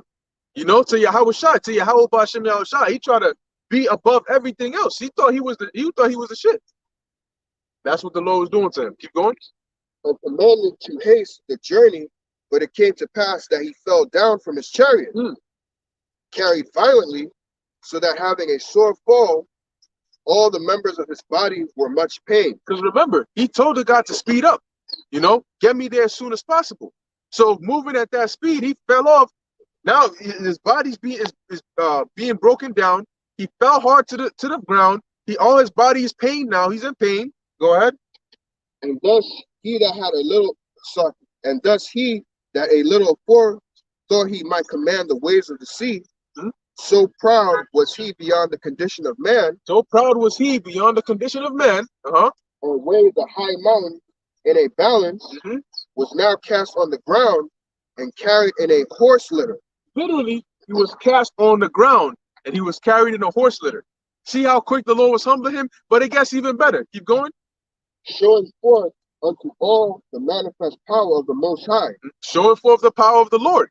Go ahead. so that the worms rose up out of the body Oh, of this wicked man, literally.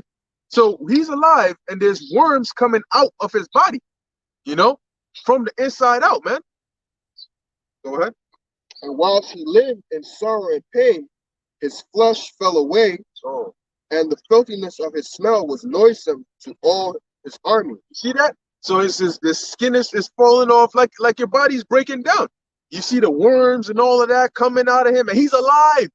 Look, imagine looking down at yourself and you're seeing all this and you're feeling the pain of all of this, and then the smell. Damn, man. That's the fear of the Lord, man. Hebrews 10:31. It's a fearful thing to fall into the hands of the living power. Because he would have wished he was dead. He would have wished just kill me than to let me go through something like that, man. Guilt that was terrible. Mm-hmm.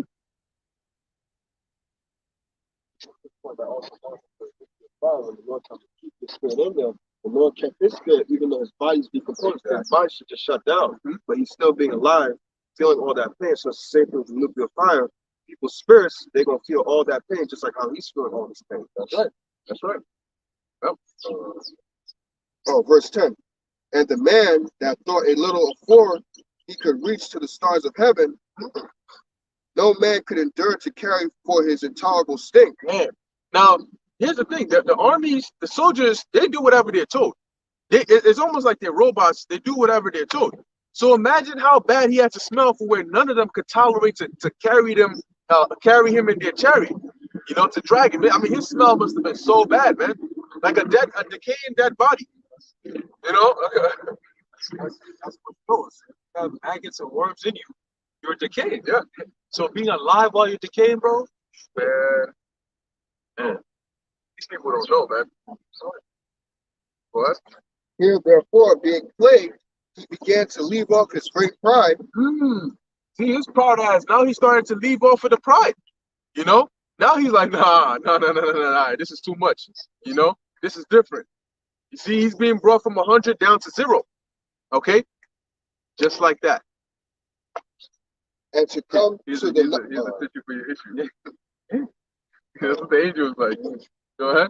and to come to the knowledge of himself by the scourge of the Heavenly Father, his pain increasing every moment. It's so not only are you going through this, it smells bad, but the pain is getting worse every moment. All right? And it's getting so bad that this demon, an Edomite demon, right? Let's hear what he says. Verse 12. And when he himself could not abide his own smell, Oh boy. he said these words, "It is meet to be subject unto the Most High, and that a man that is mortal should not proudly think of himself as if he were God." Those are wise words. But this devil, I mean, is that Antiochus? The wicked root?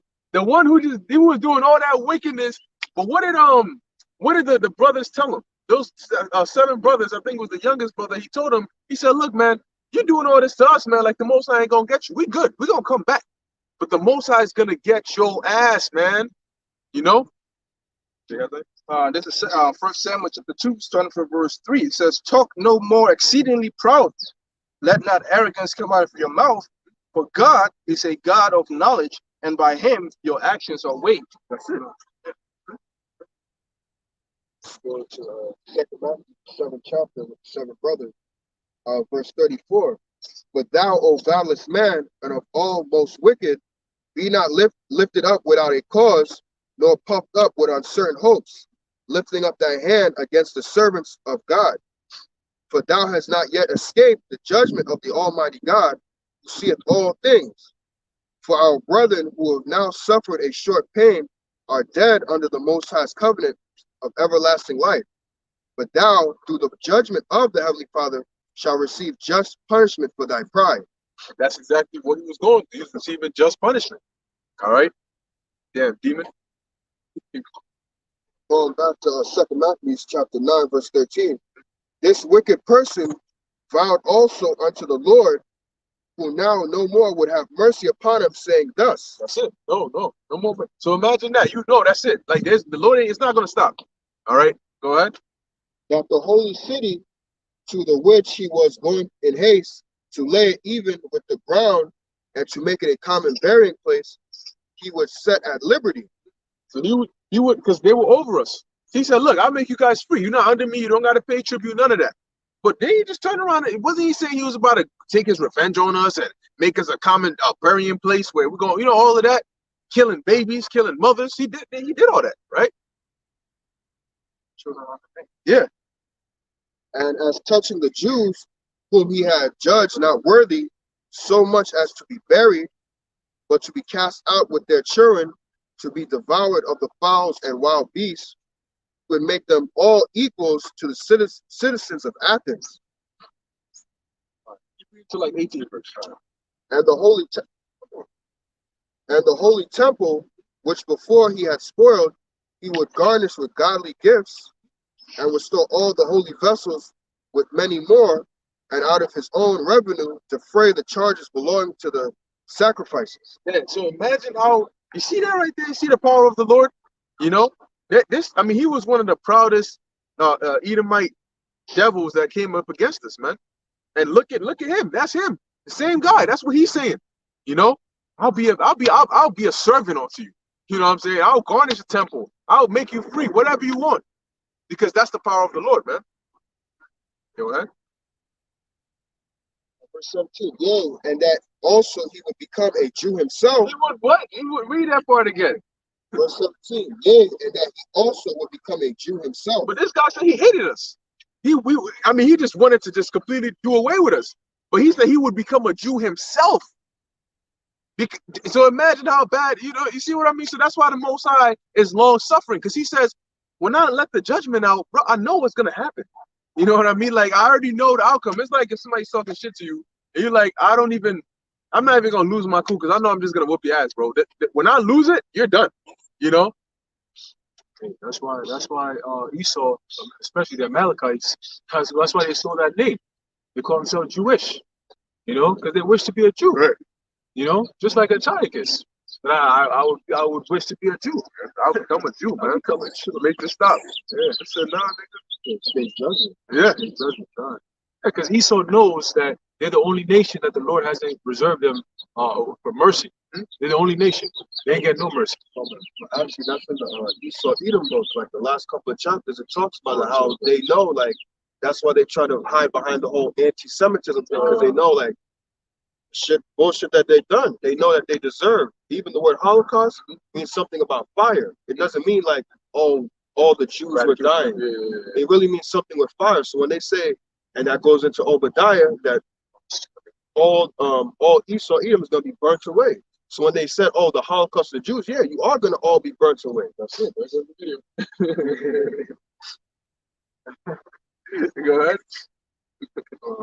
Yea, and that also he would be and that also he would become a Jew himself, and go through all the world that was inhabited, and declare the power of the Heavenly Father. What? Did you hear that? He was going to basically become a prophet. He said, look, he said, I'll put the garment on. You know what I'm saying? I'll read, I'll hold signs, whatever the case may be, man. If I got to do a pardon, I'll do that. Just make this stop. Go ahead. People are willing to do anything. That's why scriptures say that people shall be willing to give that power. They're willing when the shit hits, when the shit really hits. That's when you're going to see people's true colors. That's when you're going to see all that bullshit lifestyles that they be portraying that they live on Instagram and shit. Shut up, bro. You ain't living that type of life. These women acting all like, I'm traveling here. No, listen, you go to a studio, they put a green screen, you take a picture, filter, put it up, and say, I'm in Tokyo. Bitch, you was in New York City right here. I seen you on the train like 2 minutes ago. Right. Like, get out of here with that, man. Right. And they bluff like they got 20,000, 100,000 people following them, and they think they're the shit. Once the internet goes down, who are you? Yeah. You ain't shit no more. Right. Your true identity comes out. You're a target. Yeah. And guess what? Man, Esau about to run through people like nothing, man. Hey, that's why the Most High is not gonna. He's gonna take us off. He's gonna make this word inaccessible before he destroys them, because he knows this method that he's bringing is 100% gonna turn their ass around and convince them. Yeah. So it's not. All right, bro, you did your job good. All right, you did good. Those people that have the right mindset, they follow you. Now let me change their mind. You know, and that's what I'm be. That's it. You know, That's it. He ain't gonna give them an exactly. option. That's what it says. All knee shall bow, man. And all every tongue shall confess. You know, confess means you've been denying that shit. Now you're gonna say it. You know, can you prove God exists? Yeah, I remember getting my ass burnt. Now I know, right? We'll see, man. That day is coming. You know, Right. Actually, when you go into Isaiah the 65th chapter, and you read about how my servant shall eat and all that, and where it says, but he shall vexation spirit, sorrow of heart. When you look up the definition of sorrow and go into the synonyms, one of the synonyms there is regret. Oh, that's Wisdom of Solomon, the 5th chapter. You know, wisdom. That's it. That's it. They're gonna regret, just like he's regretting right there. You see, and he wished that the door was open for him, but it wasn't. It was closed, and he knew it was closed. Go ahead. Verse Hey, 8. so that's why you ain't even got to stress. Isaiah 4:1, for example, if the Lord could turn the mind of this proud ass devil to be like this, then you think women are gonna stand there and talk about some, oh nah, like my life is on the line, I'm scared, but he's walking with another girl. I'm not with that, you know. Martial law troops, here I come. Like, you know what I'm saying? Like, yo, pandemic, here I come. There's no going on. There's still peace of safety, and then females are still flocking wilding out right now on some out of control shit. We got brothers all stressed out all night talking about, oh, yo, FaceTime me, call me. Yeah, You know, it's crazy. and I just knew you for 2 days. What are you talking about? You know, that they're doing that already. So we already in that Isaiah 4:1 time period, but the Lord is about to really push things up a whole nother notch, a whole nother level. You know, different levels to this thing, man. A time like never before. So this is gonna be rewriting history all over again, man. Yeah, You know? because just like the brother said, man, in today's it's just societal norms and imaging that makes people act the way they do. But the realness about them, that's not like that. Look, let me tell you something. If a girl likes you, that means she wants you. If she wants you, she doesn't care if you have another girl. All right. Now, if she's willing to do that because of what she wants, how much more for when she needs you? You think she's gonna stand there and say, "Oh, he's married, he has kids, so you know what? Let me just find another man." Where you gonna find another man? The corpse? No, because when you turn around, it's dead bodies, the guns blazing, and you turn around here, you see protection, and you look left, you look right. You say, "Look, let's move over," because I'm, you know, what I'm saying, like, I'm pulling up. You know, this is a team now. You know, it's not a you and him, it's a we and him. You know.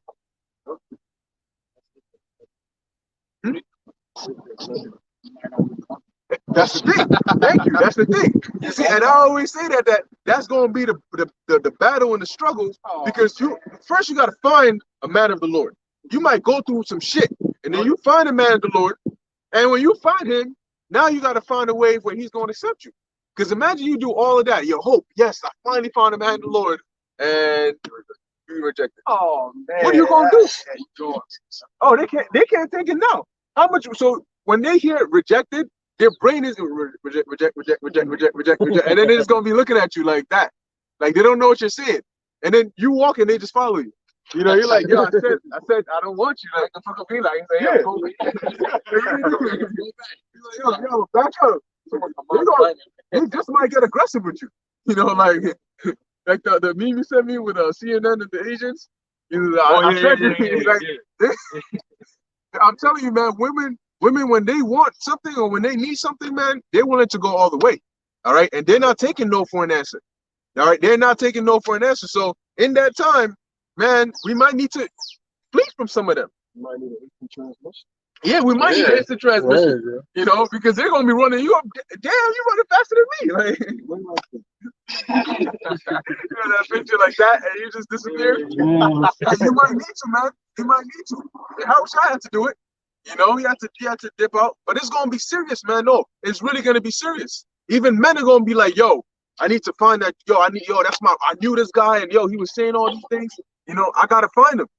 And when I'm telling you, man, they're gonna grab hold of the skirt of him that is a Jew and say, let us go with you. You know, because we know God, the Most High is with you. I'm telling you, it's gonna be so bad, man. The scriptures are telling you, it's gonna be that bad. Okay, and that's gonna break the societal view of things, and it's gonna instill the actual way things should be. You know, the humility and all of that. All right. You can finish it off with the next verse and then or whatever you got. Verse 18, 2 Maccabees chapter 9, verse 18. But for all this, his pains would not cease, for the just judgment of the Most High was come upon him. Therefore, despairing of his health, he wrote unto the Jews the letter underwritten, containing the form of a supplication after this manner. And boom, right there, it shows you that what? Even though he saw repentance, he saw mercy, the Most High didn't have to give it to him.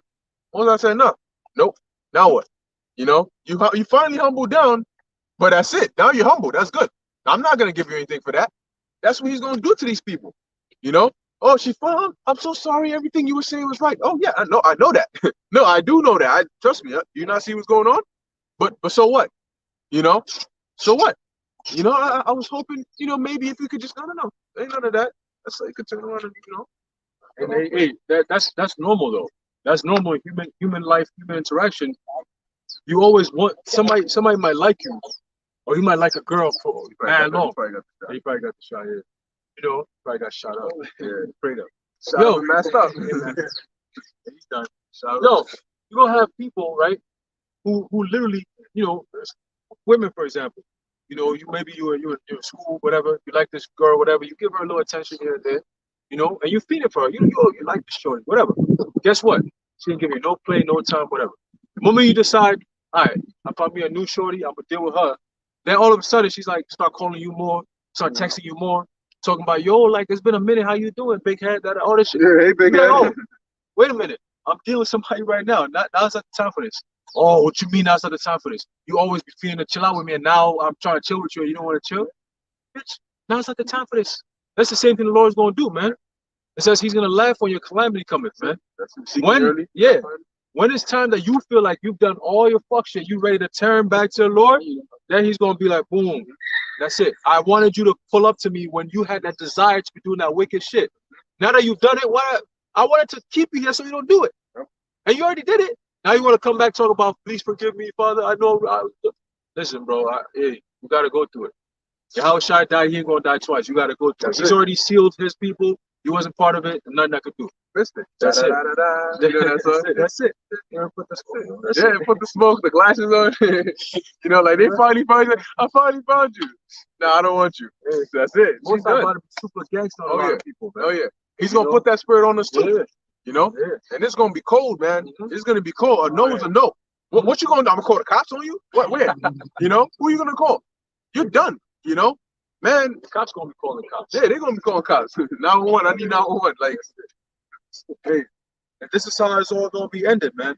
There's a book of Obadiah, verse 3, continuing. It says, "The pride of thine heart hath deceived thee, thou that dwellest in the clefts of the rock, whose habitation is high, that saith in his heart, who shall bring me down to the ground?" So who is that? Because they show it today.